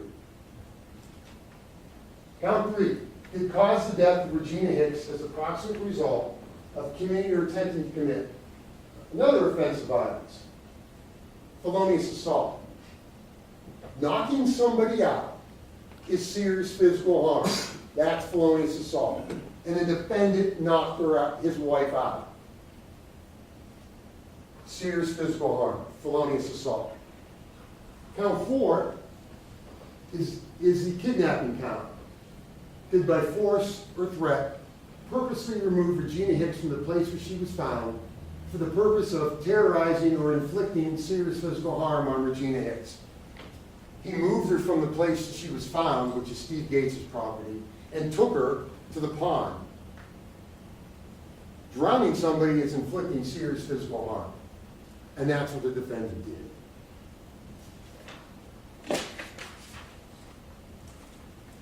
October 18th, 2001 was the last day that Regina Hicks walked the earth. She got up, she went to Burger King at about 1 o'clock, 1:37, in order some food with Mike Perkins. She went back to her house, she called Sherry Hanshew. And on your screen in front of you, you have the records of this. You'll have these records in with you in the jury room too. She calls Sherry Hanshew and she wants Sherry Hanshew to go shopping with her, and Sherry can't. Remember, Sherry's the person who tried to dye Regina's hair a couple days before, kind of messed it up. It didn't come out blonde, which is how it was supposed to. That was Sherry Hanshew. There was another thing the defendant didn't like. That Regina Hicks was actually doing something to make herself more presentable. In any event, at 2:37, Joel Hicks leaves a voicemail. Paul to keep Montana till 8. I'm going with Denise. Denise Pugh was, she testified, to MGM at 2:37. Then there's Uncle Carl. Regina goes to see Uncle Carl. And she wants Uncle Carl to go sing karaoke with her. Because Uncle Carl apparently was a good karaoke singer. And his girlfriend. But Uncle Carl couldn't go because he was going to Mansfield to play bingo with the girlfriend. If you remember Carl Patrick telling you that. Telling you that the girlfriend worked in Norwalk. By the time they got back, midnight, 11 o'clock, it's too late. So Uncle Carl, he couldn't go. So Regina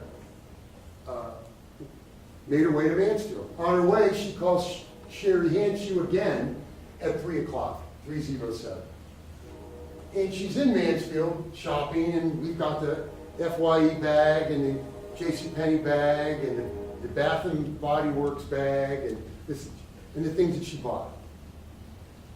And the last thing that store that she goes to is JCPenney's. And she checks out JCPenney at around, it's 7 minutes after 6. 7 minutes after 6. What does she do after that? Well, we know she ends up at her Uncle Denny's compound. Hanging out, and she sees her cousins and her uncle. Well, if you give her time to actually walk to her car and get in the car and drive to Willard, she's probably at Willard around 7 o'clock. Okay? And the testimony was that she did not get out of the car. That her and Mike Perkins were happy, were talking to Regina. The cousins were talking to Regina while they were in the car.